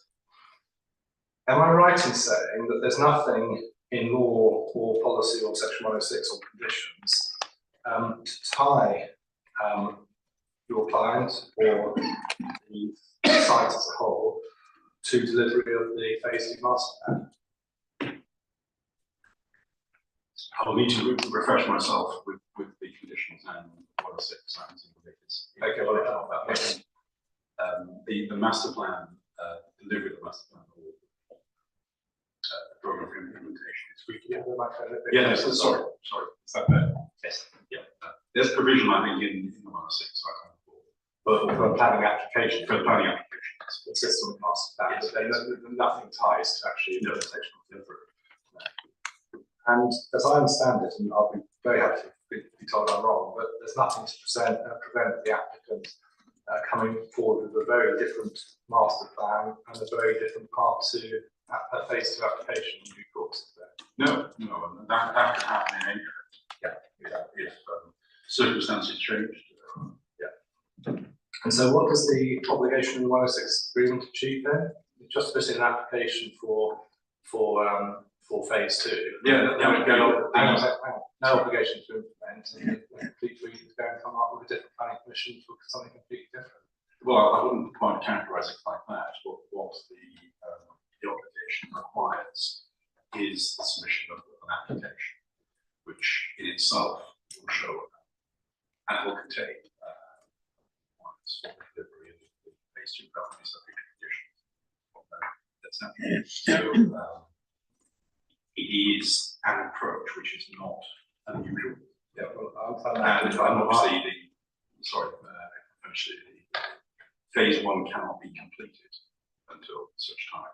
until the application is running. I understand that. That's not my question. I mean, how is there any tying in with master plan to phase 2 delivery? There isn't any specific time in those terms. Okay, now can I just then, we know therefore that we've got phase 1, and there will in due course be an application for phase 2, but at the moment I think we can accept that phase 1 has to be assessed on its own merits, albeit in the context of the master plan. Yes. And so the appeal proposals have to be consistent with the requirements as of policy 36 so far as relevant to this part of the site. Yes. And I think that's the words you used.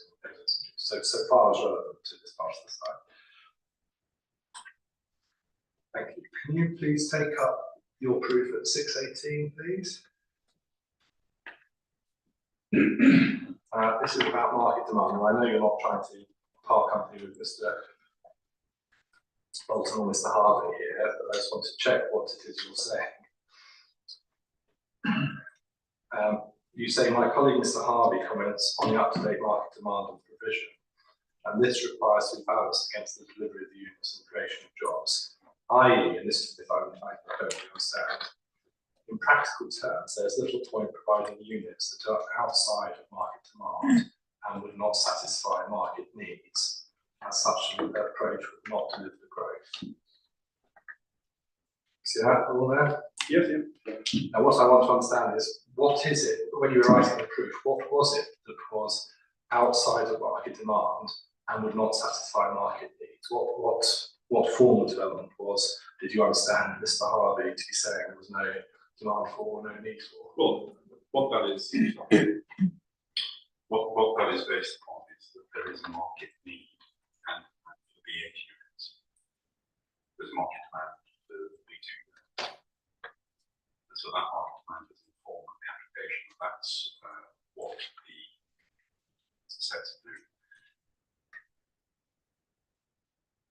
But you say no point in providing units that are outside of market demand. So were you there suggesting that there wasn't a market demand for the larger size B2s?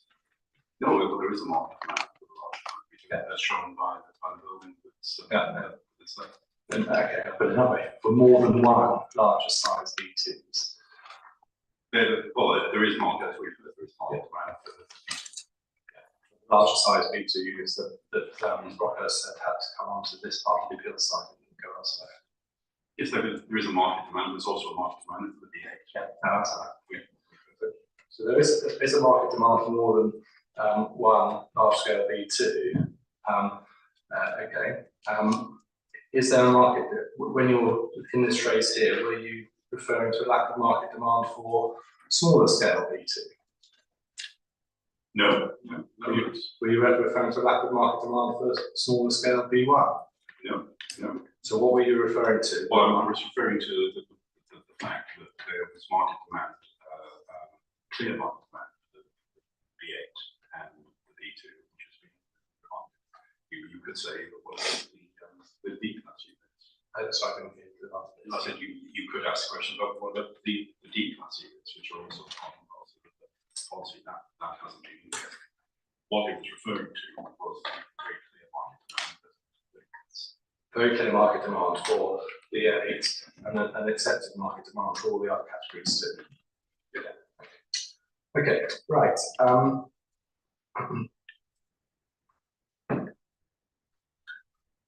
Can we move on to isolated development then, please?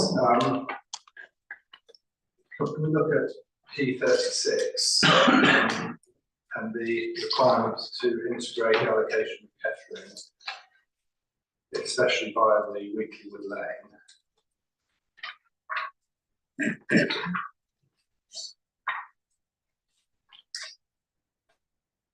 So under letter C.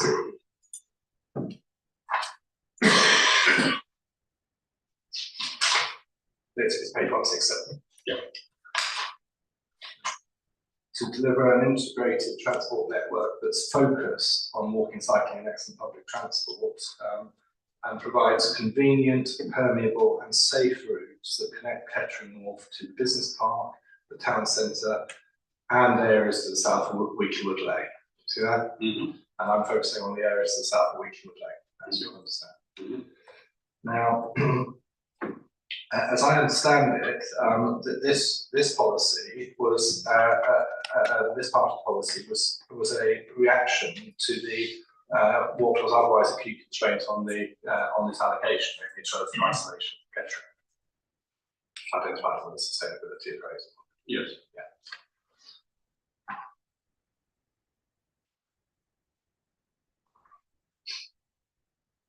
And that concern, that constraint about accessibility and integration of Kettering applies to the whole of the site, isn't it? It's not just the southern part of the site, it's the whole of the site. Yes, the site is cut off, like from the physical edge of Kettering, built edge of Kettering. Yeah, but the whole allocation is, and the whole allocation has to be integrated with. Yes. And that need to integrate with and provide links through apply to all of the site, not just the southern part of it. Yes. And the master plan shows the way to address that is the master plan shows that that can be addressed in phase 2 through the pedestrian routes through phase 2 to Weekly Wood Lane, dedicated crossings of Weekly Wood Lane, and then links to into the path south of Wheaton Lane. Yes. Provision made for others, yes. And none of that is delivered as part of this scheme. No, this was discussed in the transportation section. There are improvements and provision made in terms of Rocky Road footpath and level that in the shorter term, but the full integration will occur through the phase 2. Yeah. I think that there was a plan reference as part of the transport agreement, or contract, which was in CD 6.4 appendix B, which showed the walking routes and the relative distances. Yes, but the point is that you just accepted that the need for integration with via Wheaton Lane and Kettering applies to the whole of the site, including this, including the northern area. Yes, but there is via that footpath route that was identified on that plan. There is integration. It's a slightly longer walk, but there is a degree of integration. Oh, you mean the one down the A43 Street? Yes. Oh, I see. Okay, right. Yeah, okay. That was agreed, as I say, during that initial section. Okay. I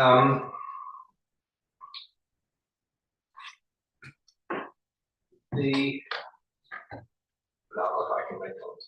Okay. Now, at paragraph 620, you reject reason for refusal 2 on the isolated nature of the appeal site in terms of the way it's developed as a standalone separate from the northern edge of Kettering. Yeah. Can I just get, I mean, just as a straight matter of fact, it abuts and is accessed via the business park only. Yes. And it reads and is an extension to the Kettering Business Park only. It's not an extension of Kettering across the Weeklywood Lane, is it? Well, arguably, the business park is an extension of Kettering. Yes, there is a separation by Weeklywood Lane. That was grounded on the basis of it having an integration advantage. It's planned the basis of that. You could, on the logic that you're suggesting, argue that all of the employment logic exists on the site and the site is also segregated and there isn't any integration. The fact is that they form part of the urban area of Kettering. They form part of the built extent. I'm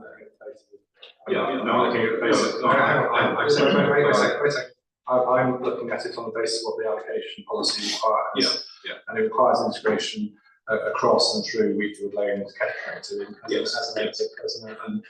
urban extension of Kettering. Yes, and the allocation as a whole will succeed on that basis by providing those links as part of the. Yeah.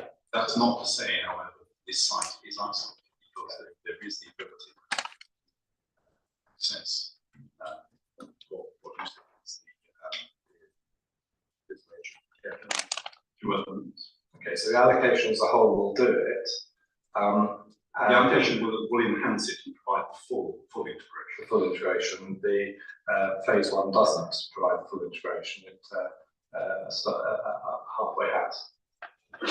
Nonetheless, it is still linked, and there's still the ability to identify, and has been agreed anyway. Well, I'm not sure. I don't think you can't say there's been agreed because it's connectivity, especially not agreed as to connectivity. Right. Okay.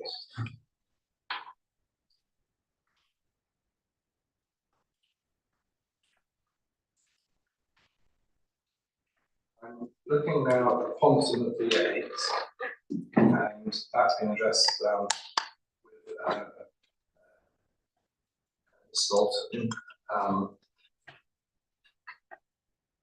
you used the phrase in your evidence in chief about compression of the site. Sorry, The compression of the site to avoid compression site, yes. And I think please correct me on the figures, but I think it's 22 hectares. The development footprint of the site is just. And obviously, we're looking for a total of 40 hectares in the whole site. And Mr. Bolton's Appendix A shows that the plots that he's shown on the master plan add up to the other 18 hectares. But please forgive me if I've missed something, but where does the master plan or the development brief or anything or the application show that phase 2 needs to be limited to that 18 hectares of flood plots?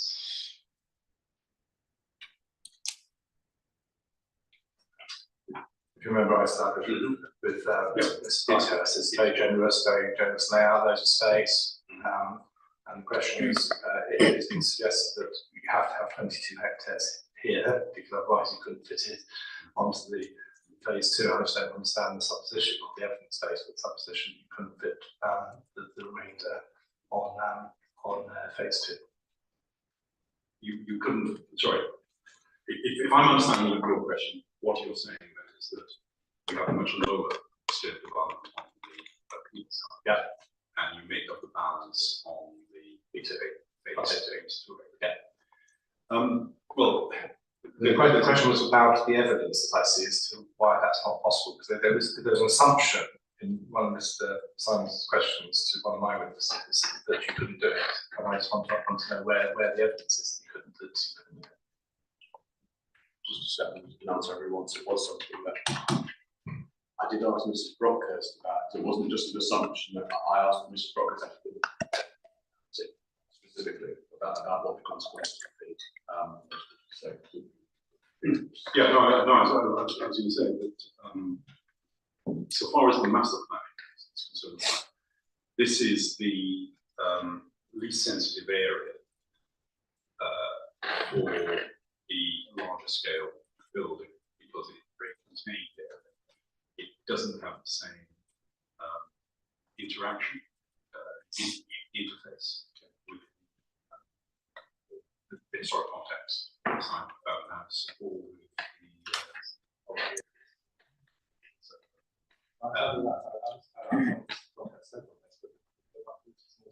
There's something wrong with your microphone. so flashing through. Sorry. Is that just expecting me on? I understand the supposition that the bigger unit should go here. That's not my point, and it's not. This isn't a matter that Mrs. Brockhurst covered in evidence in chief or namely that whether there was whether the 18 hectares on phase 2 was a limit of the carrying capacity of phase 2. No, it's not. The policy provides for a minimum across the site. And phase 2 could amply provide for more than 18 hectares. Well, it would be a case for the master planning of the site. There's a question about whether there's any degree of green space or those aspects of the review. So it's a different design approach. Yeah. I think that if you would be looking for larger scale units or more dense units, there are other implications of that if you put it on to area.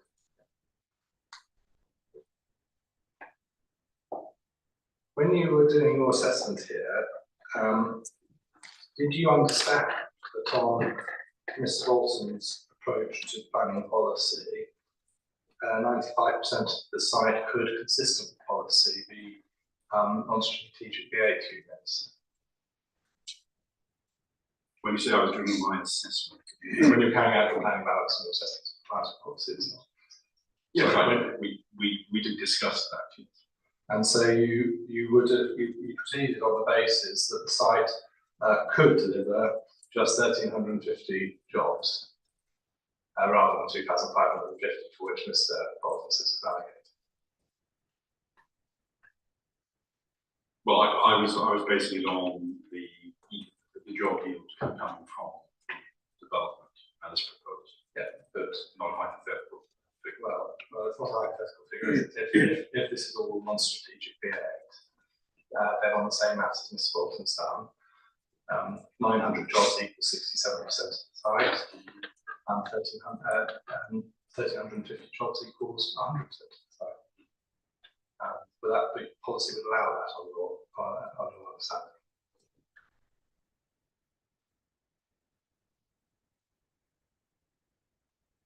The policy would allow for that. Yeah. You're saying? On your interpretation of policy. Might have been, yes. Yes. Okay, thank you very much.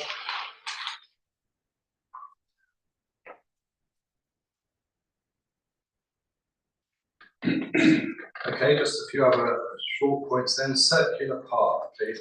I'm very sorry that I simply don't understand the position on the circular path or the bridleways. So please forgive me. Do you want to point me to where you're referring? I'm looking at policy 36G, the extension of Kettering Business Park circular walk and the enhancement of the bridleway network.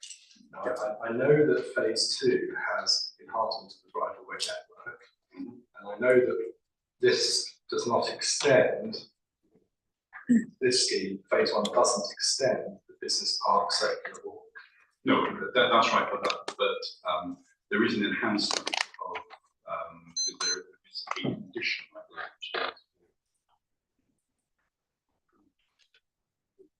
So, yeah, I'm far behind you in terms of understanding of the circular walk itself. So what I wanted to understand is when the condition talks about improvement of the circular walk, what contribution is this phase 1 making to the extension or improvement of the circular walk? well, I think it talks in terms of resurfacing. Yeah, but which bit is the time?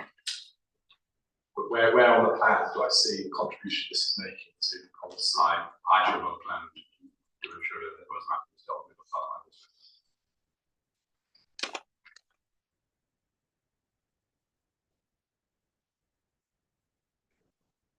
See this that bit. Okay. What about the bridleway network? No improvement of the bridleway network in this location? No. And no retention of the existing recreational use on the appeal side? Yes. No retention. No. And there was previously shown to be a path through the site north-south, and that's now been dead-ended.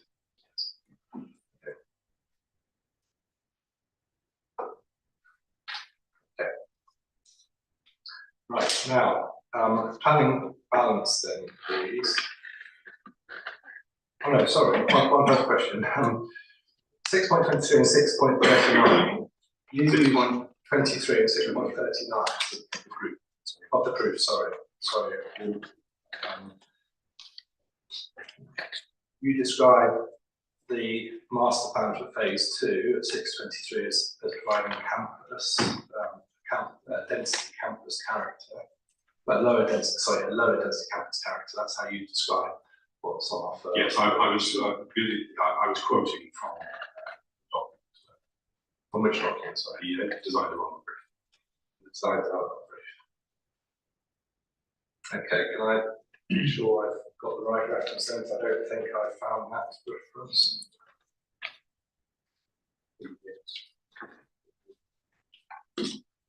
It's cool doc 216, exactly, yeah. Do you have a paragraph on I think it's beautiful. The references to campus on page 4. That must be it.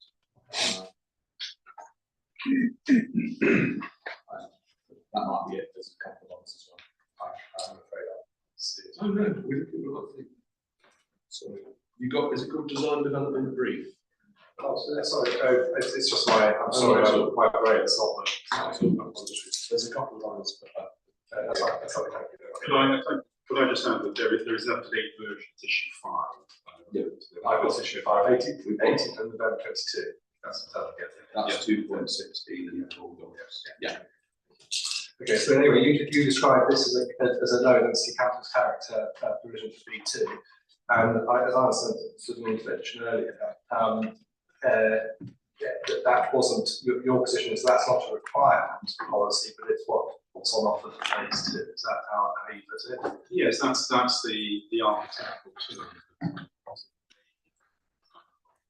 Yeah, but On phase 2. to be fair, So it isn't a requirement. okay, but to be fair, it's been a term we used from 2011 document, 2015 document, and in the design Yeah, development brief. it's Hang on. In the design development brief and in your proof. yes, it's a term that's used to describe a particular element. Yeah. It doesn't have any definition or any scope or what that definition is. And then at your 2 points, Can we just go back to this point and where this word referred to in the document? You said page 4, I'm looking at page 4. it's the bottom of the second paragraph. So that was me, sir, not him. It was, let's get it back. The last line of the second paragraph on page 4. Hopefully, page 4 is the start introduction, so section 1. And then in the second paragraph, the introduction, the final sentence, final line, concepts of thereby ensuring delivery of a last line cohesive campus style movement. I must be looking at a different, I must have a different document. Looks the same. I've got design development brief. What date is yours, sir? What is Issue number 5, What date? 18th of November 2022. That is very concerning. What, and your page 4 looks like after page 4, I can see. Page How 4. does your, sir, in your introduction, what does the second paragraph begin? Oh, right, yes. So I was looking at the wrong. Oh, okay. I was looking at 1-1. No, it's above 1-1, so sorry. Yeah, it's there. Yeah, there. Sorry. Same phrase. The campus style development is also in the design and access, sorry, the amended design and access statement, CD 215. Again, the introductory page, page 4, first bullet. So it's not an accident that everyone's describing this throughout as a campus style development. No, as I say, it's a term that the authors of Design of Art brief. And then if we go to 639, please, to approve.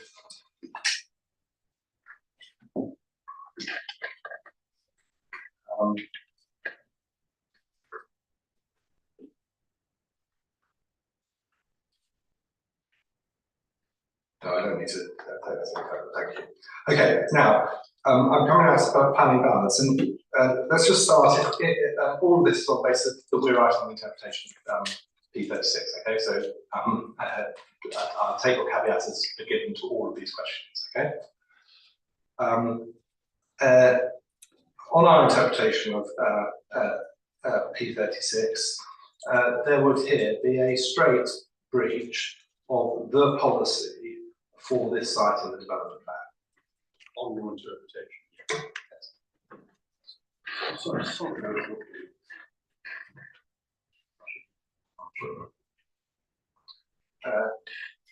Such that this site will be delivering precisely that which is counted out by the allocation. Sorry.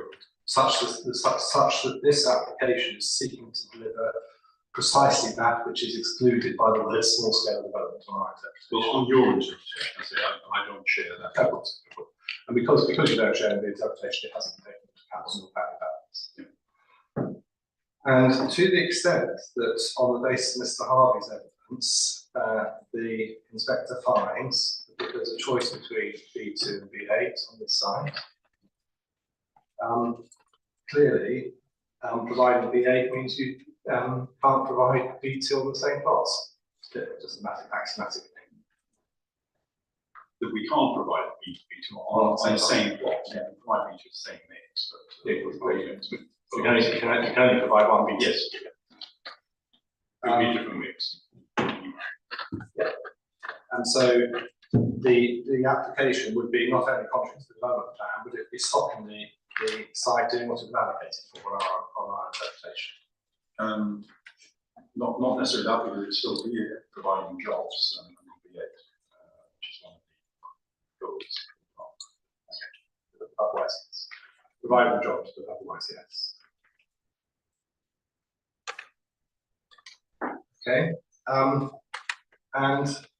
in the plan balance, I mean, if it's right that this site was allocated for B2, and there's an unmet need and demand for B2, you would accept that losing the ability to deliver what it's allocated for trumps the need for B8, wouldn't you? But there is still a need for BA to develop. Yes, but So it doesn't trump it, the BA development, as you have heard extensively, that there is a very significant scale of need, as well as there is a need for B2. yes, but you've got, yes, exactly. So you've got a B2 need. Planning policy has decided that B2 needs to be met here. This is again under your supposition. Yeah, on my supposition. And so the B2 need would trump the B8. And yeah, I just don't understand how it can possibly be otherwise. Well, I wouldn't say it trumps it.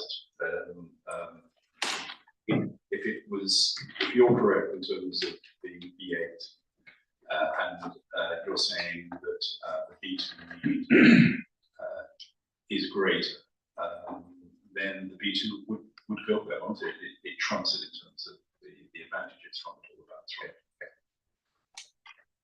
Right? Okay. I'm not going to ask you about the landscape and planning balance in light of this is Buckhurst evidence, but I'll just pick up that in closing.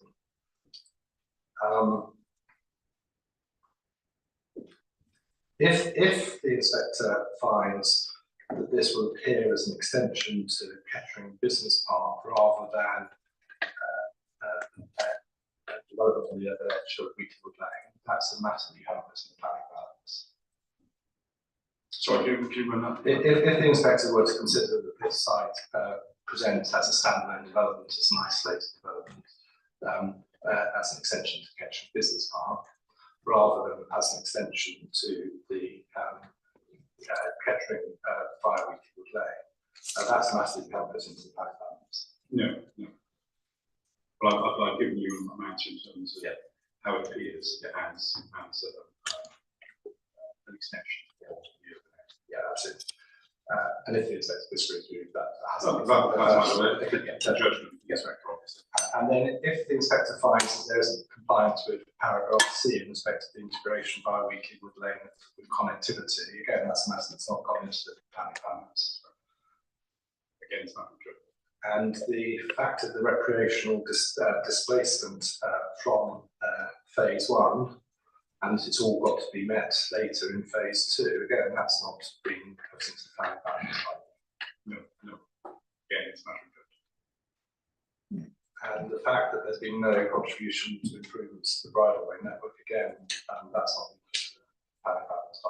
That's right. But then you have to look at the site and what's proposed or the allocation overall. It is nonetheless envisaged that there will be phase 2. If phase 2 is delivered. Or when phase 2 is delivered. It's inconceivable that you have the investment going into phase 1, which in part is there to deliver phase 2. Some investment you wouldn't need just for phase 1. There's no evidence on that. Which bits of the investment? Well, there's the improvements to the road junction, to the access junction. That's being expressly accepted on basis enough of phase 1. Yeah, yes, but also it provides for phase 2. Most of the highways being say it provides for phase 2. Well, the engineering design and the improvements are there to facilitate. No, that's not agreed. No, that's not agreed. It's the phase 1. Agreement is phase 1. What other bits of infrastructure are provided as part of this application, which aren't necessary for this application, which serve phase 2? You also say that there are the improvements, there's some drainage improvements. No, they're all required for phase 1. Well, they are required for phase 1. Also, assistance with facilitation. Okay, drainage, anything else?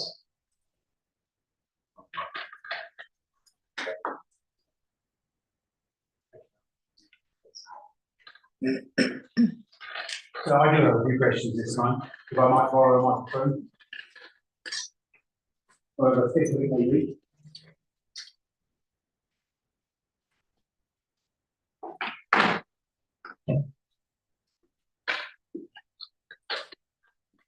Actually, Mr. James, I won't be very long because I don't want to cover the matters that have already been covered with Mr. Bolton, the meaning of policy 36. I don't want to cover, as far as I can avoid it, the matters covered with you, just name one and then address policy. What I want to concentrate on are some matters related to the particular points that my clients are bringing to this inquiry, related to residential amenity and ecology. And obviously to do so as far as ecology is concerned, not by reference to the expertise of the witnesses we've already seen, but the proper planning approach that has to be taken in light of the evidence we've heard. On that latter matter, ecology, you have just told the inquiry that of the allocated site, the appeal site is the least sensitive area for the development that you're proposing. In landscape terms. Landscape terms. So you're not unsensitive in ecological terms, is it? No. Right. Because the appeal site, 23 hectares of it, it is principally comprised, isn't it, of lowland, meadow, grassland. Do you understand that? Yes. And some 9/10 of the appeal site is in one of 3 designated local wildlife sites. Right, isn't it? Mm-hmm. The Weekly Hallwood, the Quarry LWS, the Cherry Hall Plantation LWS, and the Weekly Wood Grassland LWS. The Weekly Wood Grassland LWS designation wasn't there, was it, when the allocation was made? No. Right. And the proposals are principally located in that Weekly Wood Grassland LWS, right? Yes. Now, as we heard from Mr. Goodwin and Ms. Bannon, that lowland meadow is a very high distinction. That's right, isn't it? That was the evidence. Yeah. I mean, so much so indeed that it's been agreed by those experts that biodiversity metric 3.0 doesn't even apply to it. It can't accommodate it, can it? I don't recall. I'm afraid that's not something that. It's beyond our expertise, we certainly have this minute. But it's what's the evidence that because it's of that nature, because it's a habitat of principal importance, in that it's published by the Secretary of State under NERC. And there was a bespoke scheme. There are bespoke scheme actually. You have to go to straight to compensation. Yes. That's what the evidence of your witnesses really was. And he says you have to go to compensation, straight compensation, because essentially all of that LWS grassland is going to go if your proposal is Yes. Well, I'll come back to the policy implications of that in a little while. But before we move to those policy implications, and remembering I also want to ask you about the amenity implications for my clients and the residents they represent. It's right, isn't it? We can agree with this, that the appeal side forms part of a wider area, the Weekly Wood area, which has enormous residential amenity value, and countryside amenity value, to those people, especially in the north of Kettering, who access it and walk around. It has amenity value, sorry. It has amenity value. I understand residential amenity is different to you, perhaps, but it has amenity value. Or recreational value then. Yes, recreational. Right. And indeed, we've heard from 2 witnesses now, in particular from Mrs. Bell, but also from a third party, who quoted from the then Duke back in 1963, when he explained why, for example, he was planting woodland after the quarry was finished. And it was purposely there to enable the local residents of Kettering to enjoy its views. Yeah, I think it's fair to say that that was dealing in a matter of a much wider scale. It wasn't just looking at this area, but the wider scale. But it's quite clear what he had in mind, the great Duke, or the then Duke. He was planting it so that it could become a thing of great use, which the people of Kettering may be proud. Yes, on the wider scale. And we've heard from local residents already, and that's we heard from more of them this evening, who do use and enjoy both the appeal site itself and its surroundings, including the wood. Yeah. And in those regards, the site is very proximate to the residential area south of Weekly Wood Lane, isn't it? Yes. And say, subject to the difficulties about currently having to cross the lane to access it, it is at least located so that it could be subject to that, accessible by, it is accessible by those nearby residents, by foot and bike, including through public footpaths. Well, the access. Yes. And we know also that it's accessed by people who visit by car, because there's a lay-by on Wheatonwood Lane, and also there's a car park, a Holiday Inn car park, which is the lights. And that all contributes to the residential amenity or recreational amenity in local residents. Yes, I agree with it. I don't know actually very much about policy 36, certainly in terms of the quantum of division of uses, small scale as opposed to large scale, or even about the requirements for the particular house back. You know the issue with you on that. You've seen the evidence, heard the evidence of this report, and we know what the divides the parties, and indeed there's been cross-examination about those artists earlier today. So just taking as read that we know both of us that there is an issue there. But I want to look at just very briefly to subparagraphs A and I, the matters which are to be agreed, we say, in a comprehensive master plan. Because they include, don't they, if you look at little c and little g, a focus on walking and cycling and providing permeable and safe routes that connect Kettering north across the Wheatonwood Lane into the countryside. Yes. Yeah. And also the extension of the circular walk, that's subparagraph G. Yes. So both of those amenity matters. The policy, looking at the site as a whole. Yeah, well, so be it. Both of those amenity matters which we just talked about as being enjoyed, or recreation matters enjoyed by local residents, they're built in, aren't they, hardwired into the requirements which would have to be met by the master plan. Yes. Yeah. And they are met by the master. And if we look, well, there isn't a master plan, is there? Well, there is a master plan, but it's not agreed. And if we go down further to subparagraph E of those requirements, we can see that also hardwired into this required master plan is the provision of a network of high quality landscaping and green infrastructure, which integrates the development of the wider countryside. Yes, and that's proposed on the master. And of course, that green infrastructure to be integrated at present includes the LWS which you proposed to sign over. Yes. Yeah. And we can see also in subparagraph F that there has to be protection of the LWSs from potential drainage and runoff, and that would include, wouldn't it, the water runoff from the hard standing and the buildings that are being proposed. Yes. Yeah. And we can see also in subparagraph 5 the importance and the requirement to retain and enhance where possible the historical landscape and the ecological and recreational value of the site. Yes, and again, I would like to treat through the master. And we can agree, can't we, that the supporting text of policy 36 clearly identifies the site-specific characteristics which underpin all of those development plan requirements. Yes. Paragraph 1057, its high-quality woodland setting. Yes. Paragraph 1058, the need to deliver improved walking and cycling connections. Yes. Paragraph 10, I can't remember paragraph this one, but 1059, the consequential requirement for a high quality landscape treatment to assimilate the development of the countryside. 1059, you say? I think it's 1059. No, it's not. 1059 deals with landscape. Well, I've got 10.5 comma on my note. I can look it up the one. But in any event, you'll see high quality landscape treatment required, that's agreed, and it's supplementary text. Yes, and all that is provided for with the amendment master plan. And we can see also recognition that Wheatonwood Lane does form at present a significant barrier for pedestrians. That's become prominent in just now. But again, as I've explained, that is provided for. So you say. To the amendment master. And paragraph 1064, much of the woodland site directly to the north is designated as a local wildlife site, forms an important feature in the landscape. Parts also there identified as a potential wildlife site, with further PWSs potentially located on adjacent land.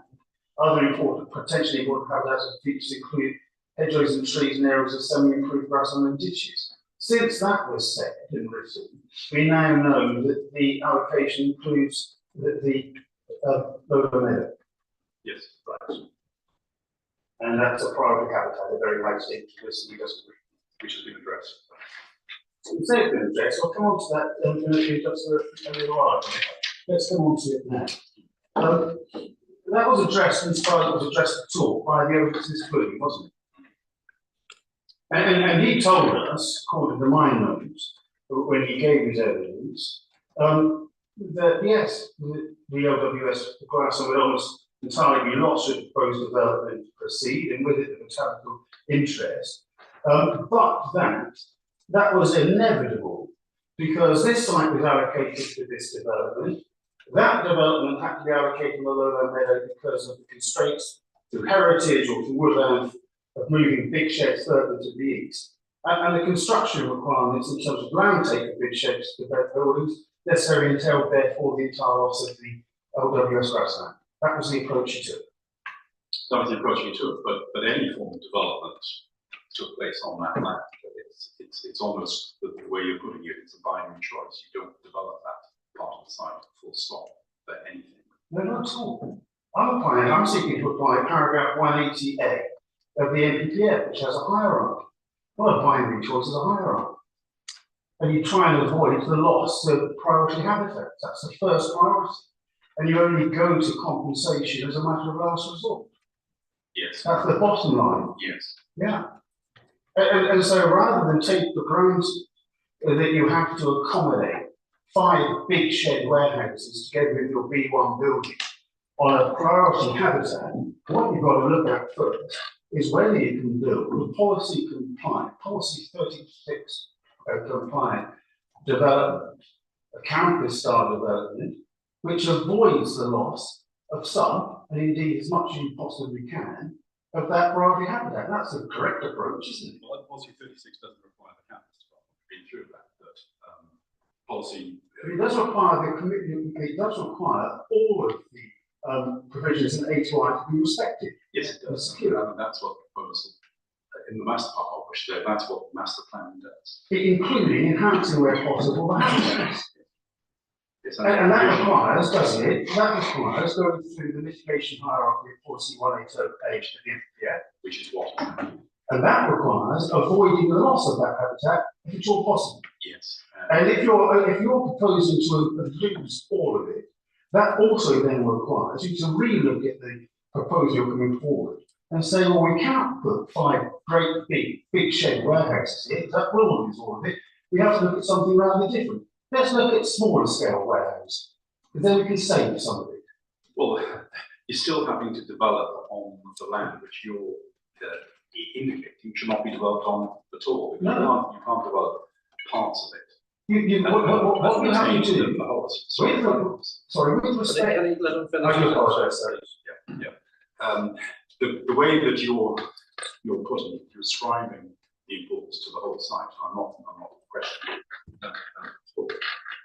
And under your analysis, then you would be required to say the whole site or stop the whole site from development. It's not a case of just simply saying, well, the smaller scale development or smaller units, lower units, would solve the problem. Not at all. No, well, That's not what I'm getting to at all. What I'm getting to you is that you have the policy 36 allocation, and that permits you, and indeed invites you, to put in an application for a 40 hectares of B1 and B2 and small scale V8 warehouse development, perhaps in the manner in which it was proposed to be allocated by your client, perhaps through you, as a campus style development. And what you have to do when you do that, in application of that hierarchy, is to avoid the loss as far as you can of any of the priority habitat, and where you can't avoid it, then go to bespoke compensation. and that's what we. But you don't leap to bespoke compensation before looking to avoid the loss, simply by proposing 5 big warehouses, when you could propose something of smaller scale with lesser land take and more policy compliance. Well, the designations, I understand it, only happened very recently. The application has been with the authority for 3 years, and over 3 years, and the strategy for the conversation has evolved over the years. It's been a subject of environmental assessment. It's been looked at, exhausted. But the inspector has to apply the strategy as it is now to the quality of the landscape as it is now. Yes, I mean, the inspector will make that judgment and that balance. I'm perfectly happy with the balance that has been struck so far. And if the inspector finds that the litigation hierarchy of paragraph 180A has been breached, that would be of itself a reason to refuse permission, wouldn't it? That's a matter for the inspector. Alongside any breaches of policy 36 itself, occasioned by the failure to have a master plan that accommodates how you might avoid the loss of all of the wood grassland, and alongside the breach of policy 36 insofar as the inspector finds that you're actually losing that grassland because you're building more than lower, small scale. Again, that's a matter for the inspector to strike the judgment on, having looked at all of the aspects of it. Thank you very much, you've been very helpful. Yes, thank you very much. Just a couple of bits, Mr. James and then Matt. Just a reference for the inspector first on matters that relate to the hierarchy and ecology terms in paragraph 180 of the framework. If I just give the reference to paragraph 4.6 of Mr. Goodwin's proof of evidence, which is one of the places that he addresses all of that stuff. I'm not positive against that. Oh, sorry, no, not for you, sorry, just for the inspector, obviously, we've already, Mr. Goodwin's not here anymore to ask about it, but anyway, it's there. That's that. Now, just two then mini topics. One was, they are mini topics, but just things that you were gestured towards but didn't have a chance to explore in full. One of them was I Am Kelly Phase 2. It was in the topic, I think, when you were being asked about a master plan by Mr. Forstick. You mentioned I Am Kelly Phase 2 being part of policy 36 area. And Mr. Forstick made some comments about what was or wasn't happening in the officer's report that analysed that issue. But you didn't take into it, and you weren't taken to it. So could I just ask you to just comment on a couple of paragraphs in the officer's report for I Am Kelly Phase 2. In order to do that, you need to turn on core document 11.5. So you will. Core document 11.5.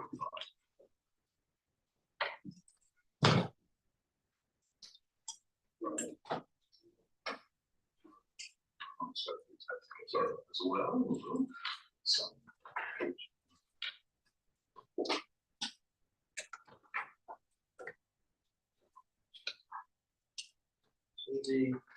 it is 11.5.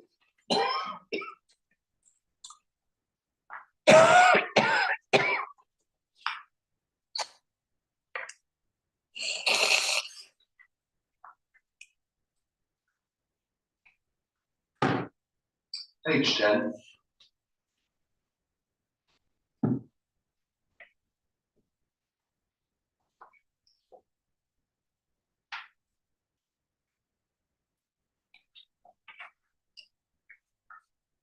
The I Am Kelly Phase 2 site is part of the policy 36 area. Yes.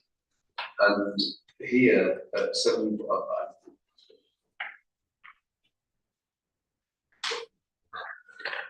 Wrong reference. Oh no, I'm so sorry. 11.5. Well, what have you got at 11.5? Oh no, that doesn't sound. We look at that. The front page of my 11.5, it's got a North Northamptonshire logo and it's the officer's report for I Am Kelly Phase 2. Yeah, I think the inspector's got the right one, sir. If you turn into the body of the officer's report, 10 pages in, it's paginated.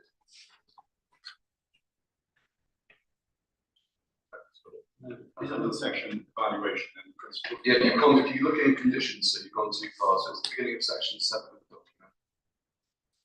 It's maybe the pagination is different. Page 5. Oh, right, on mine it's page 10, sorry, the old document version, anyway. We've got Master plan and context. no, gosh. It's headed section 7, sir. Sorry. Evaluation. Evaluation and the first subheading. I'm worried that we've got no Principle development. got different documents. That's not good. And before you have to speak up, I Do you want me think it might be, hang on, let me just see. There seems to be two decisions in this document. So I think it would be, I'm just trying to find it. So if it, under the evaluation and then the first 7.1 principle of development, is that what you're looking at? Yeah, Okay, it's, that's page 25. Let's see if it helps. Sorry. Appendix A. Oh, it's appendix, Appendix right. A, yes, appendix, yeah. Not going to try and interrogate how that's happened, just going to hope for the moment, but I'm going to use paragraph numbers instead of page numbers from now on. So this is the, this was a site, the I.M. Kelly Phase 2 site is a 2-hectare site which sits within the boundary of policy 36 to explain to Mr. Forsdick.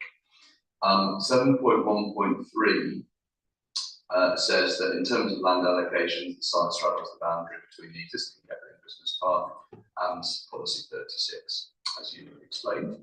At 7.1.5, the council's office has told us that policy 36 requires a comprehensive master plan to be agreed as part of bringing forward the business park.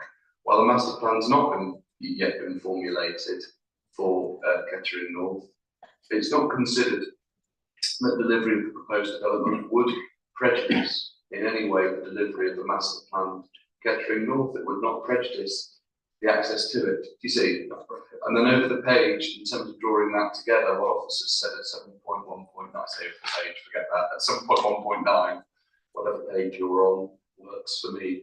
We're told that subject to the considerations with respect to details, ... it is considered that the principle of the development would accord with the aspirations of policy 36. You see? Yes. And then if you could just, sorry, scroll forward a few pages in whatever version we're all looking at to section 9 of this analysis, the conclusion and planning balance. Section 9, conclusions and planning balance at 9.1, where it's explained what's happening. Logical expansion, 150 jobs, etc. The development would have an acceptable visual impact, would safeguard residential amenity, have an appropriate ecological impact, would not prejudice highway safety, in accordance with, in the end, the development plan. The MDRA, you see. that's correct. Now here's the question on the basis of all of that stuff.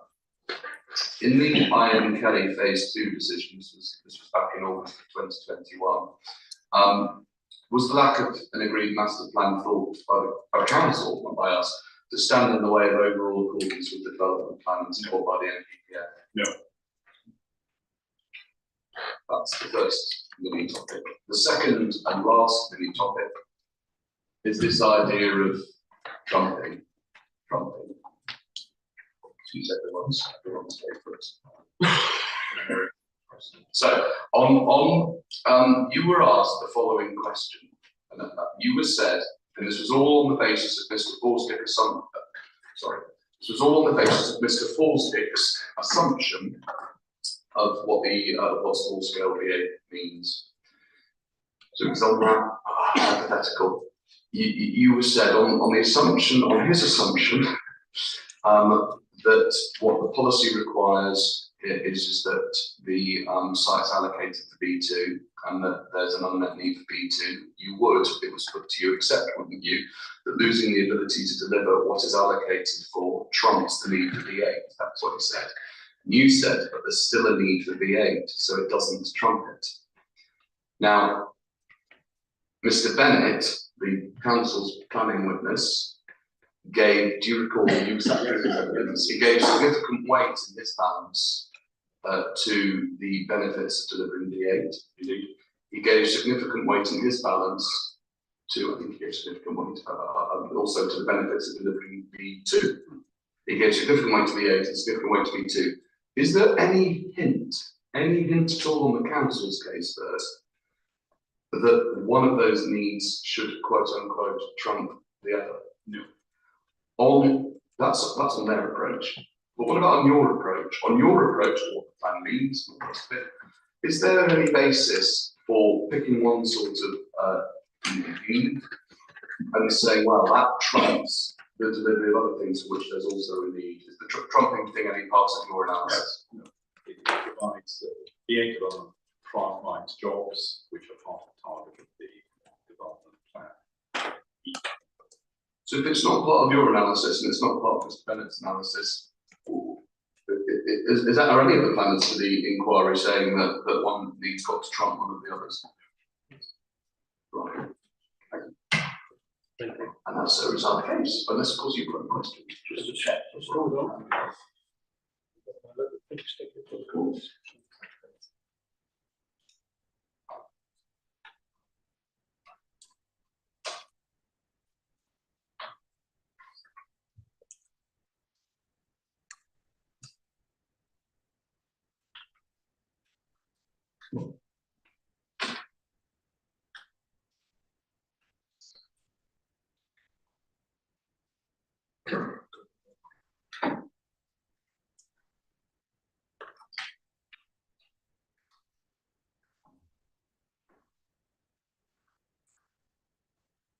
Yeah, only to clarify paragraph 715 of your proof.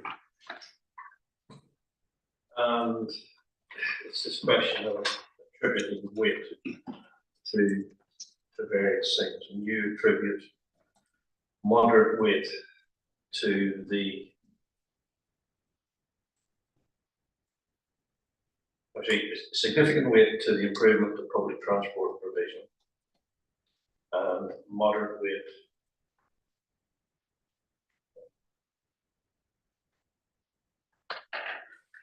the contributions to the junction improvements attract moderate width. The public transport improvements is the bus shelter contribution. And there's a financial contribution to improvements to the roundabout at 43. The junction improvements are a function of the development. They're required because of the development. So they're there to meet the needs of the development. Is that in attributing anything to it in the balance? Is that not neutral? I think there's a wider benefit from the improvements in that junction because it's more widely used than this from the development. So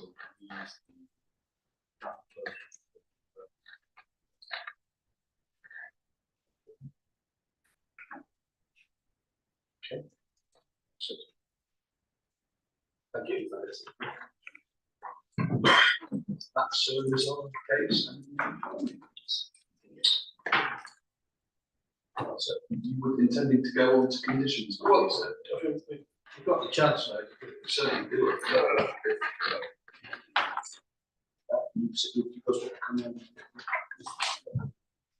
Great. We could just do it, say, 60 seconds just to rearrange. Well, I need to find something here. So.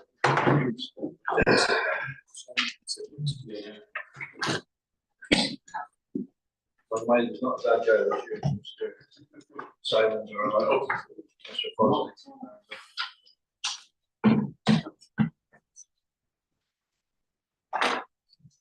Right. So.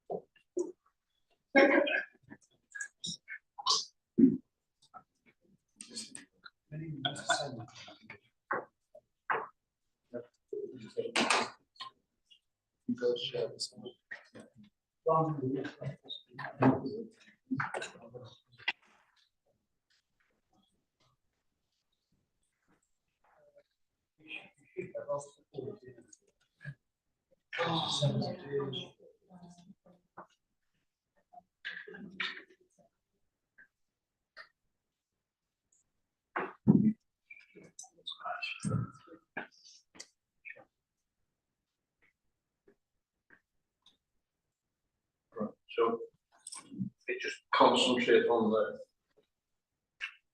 bits that 2 and 3 were housekeeping matters being covered by the addition of the plan numbers, and in edition 3 referencing back to the use taxes ordinance, so it's clear words what it's meant to do.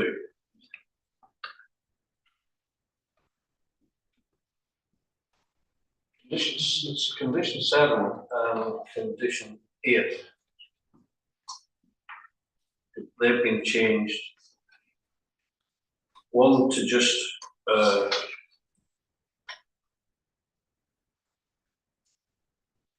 new number 7.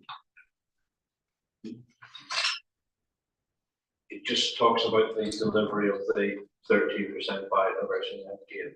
That's the requirement.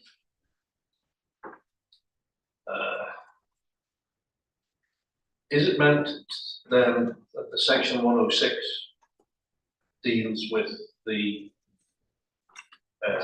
implementation and all the bits that go with it in terms of monitoring? Ms. Sellers can answer that one. So the intention is that this condition deals with the on-site mitigation, and the section 106 obligation deals with the off-site. So in relation to condition 8, it's it also deals with 7 is the overall Yes. biodiversity net gain. So that's 7 is both. Sorry? 7 is both on-site and off-site. Yeah. And that's why it's a total of 13%. But the condition 8 is purely the on-site mitigation, and the condition deals with on-site only in relation to condition 8 in terms of the delivery of the plan. This is the southern area and the benefits attributed to the landscape within That's the correct. built development. Yeah, but the off-site mitigation to the compensation, the areas outside of the site boundary are dealt with within the section 106 agreement. But you're correct that condition 7 is intended, since the first version that you would have seen, the condition was together, so it was a bit confusing. Now we've separated it, so we put condition 7 separately, and that deals with both on-site and off-site, because 13% takes both into account. Condition 8 is just on-site, however. And the reason for separating them in that way is that the off-site requires 30 years management and maintenance, most appropriately placed in the 106, which finds success in the title in terms of the 30-year management and maintenance regime, and that's why we put the off-site there in the section 106. And the management and maintenance of the on-site is dealt with by the other conditions, the landscape and ecology management plan. Yes, and it's within the site boundary. It's sort of managed through the conditions. So Yeah. Is that how the planning authority understands it and agree that the sort of the timeline and process? Yeah. Right.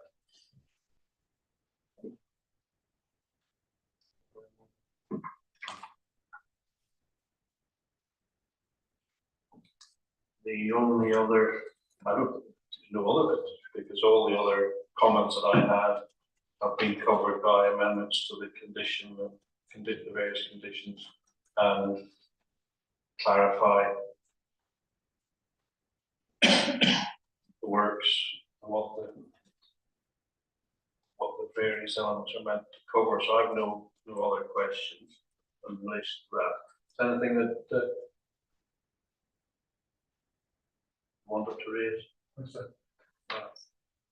So if we may, we have one further suggested change, if it would be okay following the evidence that's just been given, what the questions that were put to Mr. James in relation to the circular walk.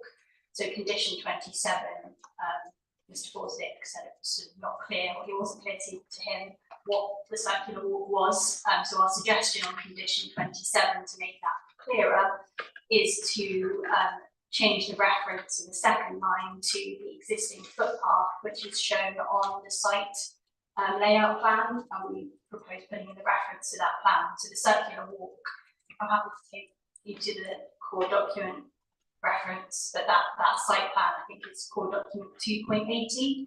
And that shows the circular walk, and it's actually not labelled as the circular walk, it's labelled as the existing footpath. And so our suggestion, it's the one, yes. The one So that runs up the edge of the eastern edge of the wood. correct, yeah, so but rather than call it circular walk, given it's labelled as the existing footpath, we thought it would be better and clearer to make that change or suggest.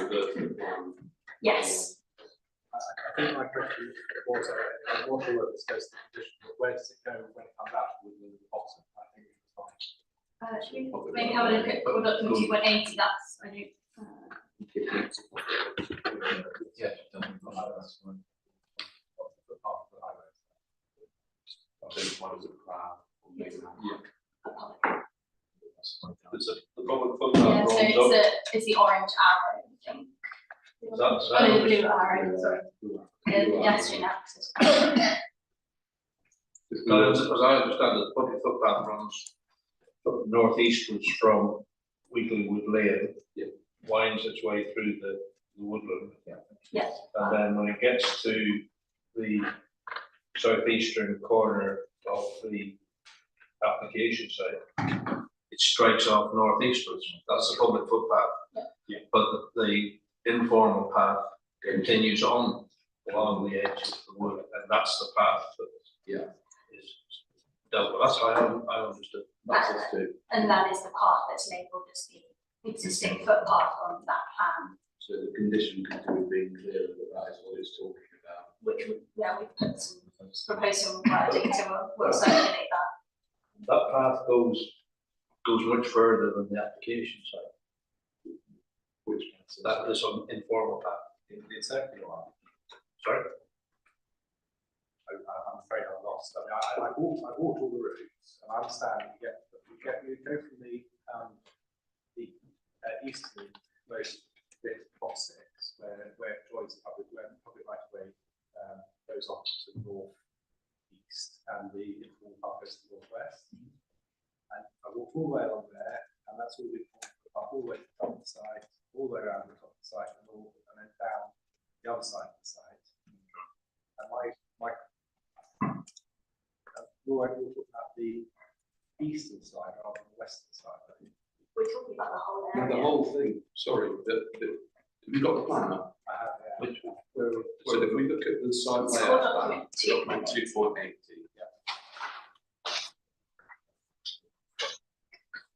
There's something we might want to get the actual, so it's that one. It's got marked on it something that is described as existing.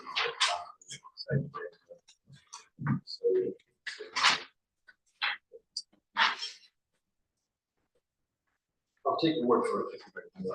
Article 24, it's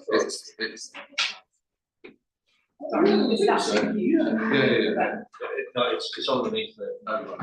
existing footpath is this. Does that have the existing footpath layout? I don't think it's got it. Yeah, So can I give you this? Let's have a look at that. yes, sorry, that's the really one. Yeah, We've got this. That's not the. not inside the site, it shows the existing footpath, it's fine for the house. Let's just use one.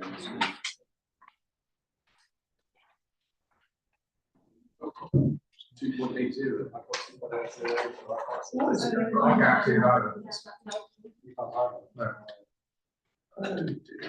The plan reference. Anyway, could somebody just talk?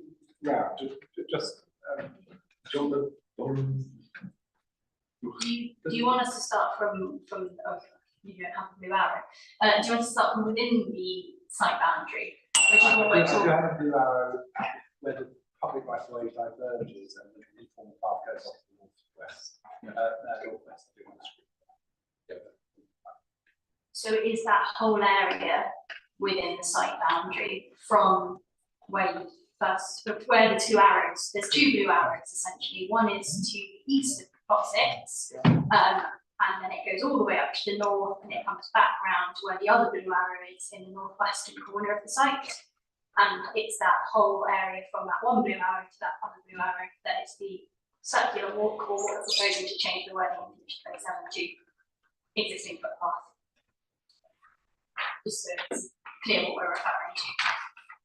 Goes up, goes across. Goes down the hill. So it's not quite a circle, it's a,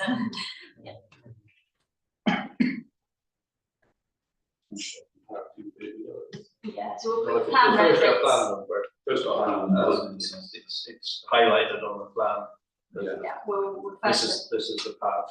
Right. Okay. Yeah.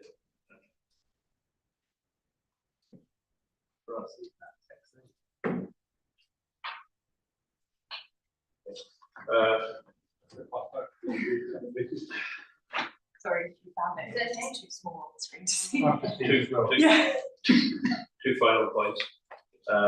Just check the numbering. Because we take that one condition, you've got condition 18, which is breathe, and then it goes on to gas monitoring, which is 20.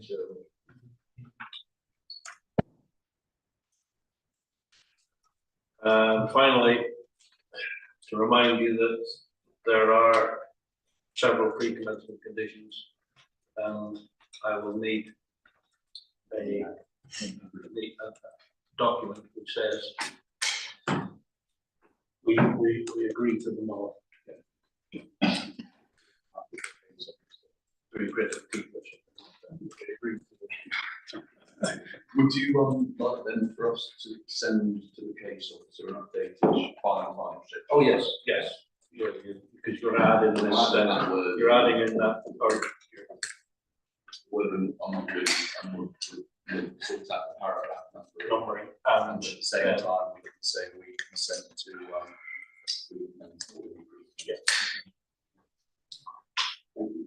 any other comments on the condition?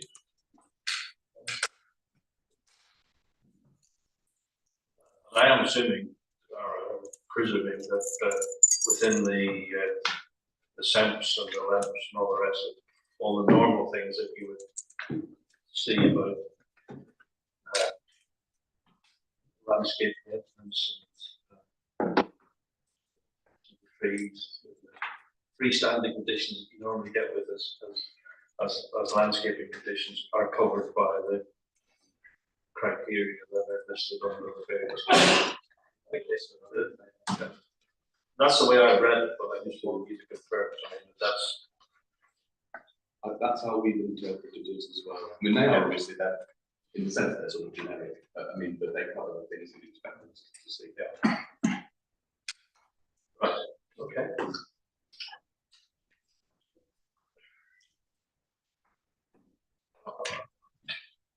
Slightly earlier than anticipated, but that's. Half past 6. Yeah. And the council are going to try and endeavour to have a microphone up on the deck. Brilliant. What could possibly go wrong? If someone can, as people come in, identify that we've got a list of speakers tonight. It's a couple of days old, so I think there might be more. But if someone can identify the sort of people who want to speak, and perhaps if they direct them down to the back of the room, and so they're closer. But I don't want to have people traipsing up and down to this table. They'll speak from where they. With this microphone's there, yeah, we'll make sure the plane speakers are there and thereabouts. Yeah, And maybe, if it were possible to get people in order so that we could. Yeah, we can sort of move with some of sort of. and if they're, I've got 19 names at the moment, but we did have a list, yes, I think. As I understand it, it's presently at 40. 40. Right. Okay. Well, I will be applying a time limit. I understand. We've been trying to inform people to reduce their time, because people have been submitting. 40 a lot, and I think it would be important, won't it, to have people almost one person's talking, the next person's almost ready, and then we just sort of, otherwise I think we'll be here till 3 or 4 in the morning. And if people have got written version, all this certainly arrangements have been to have a copies of the versions. If someone's reading from a pre-prepared text, it would be useful if they could provide that to the council, and it could be photocopied.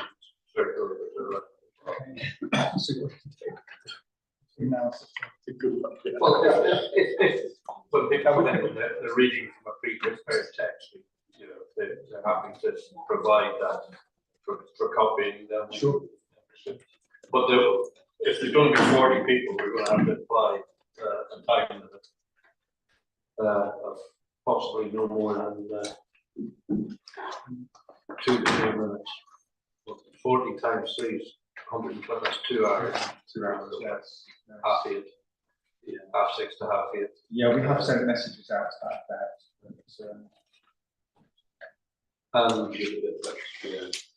We might not be seamless transactions.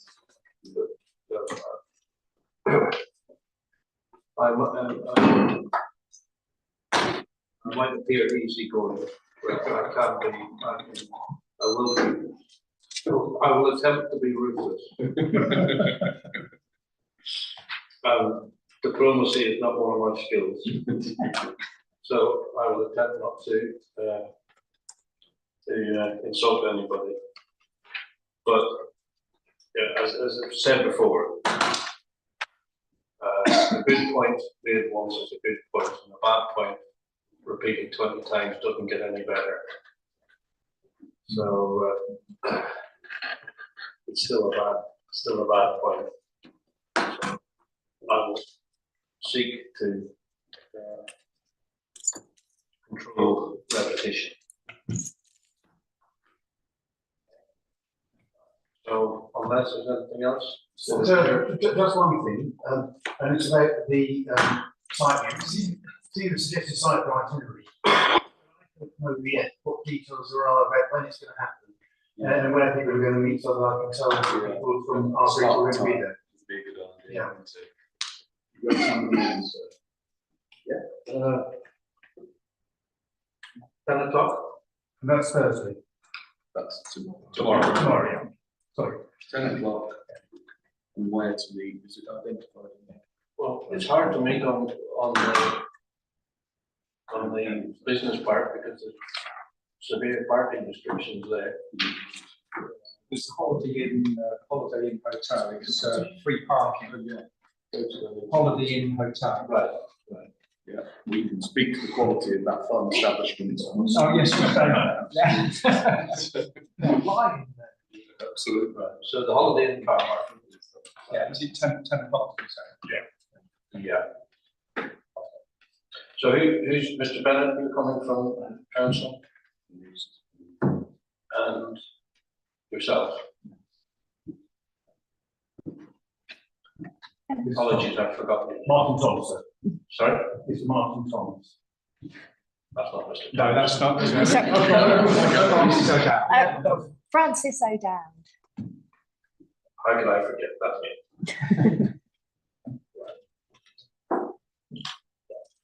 So if we can limit the number of people who are on the site, I thought it. So, It will just be us. right. We're not inviting a coach load, don't worry.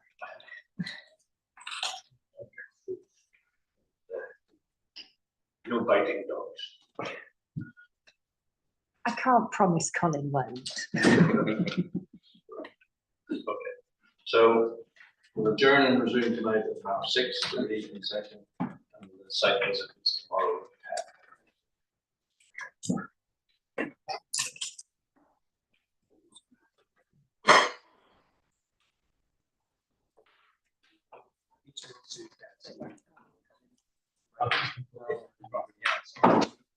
See you all later, folks.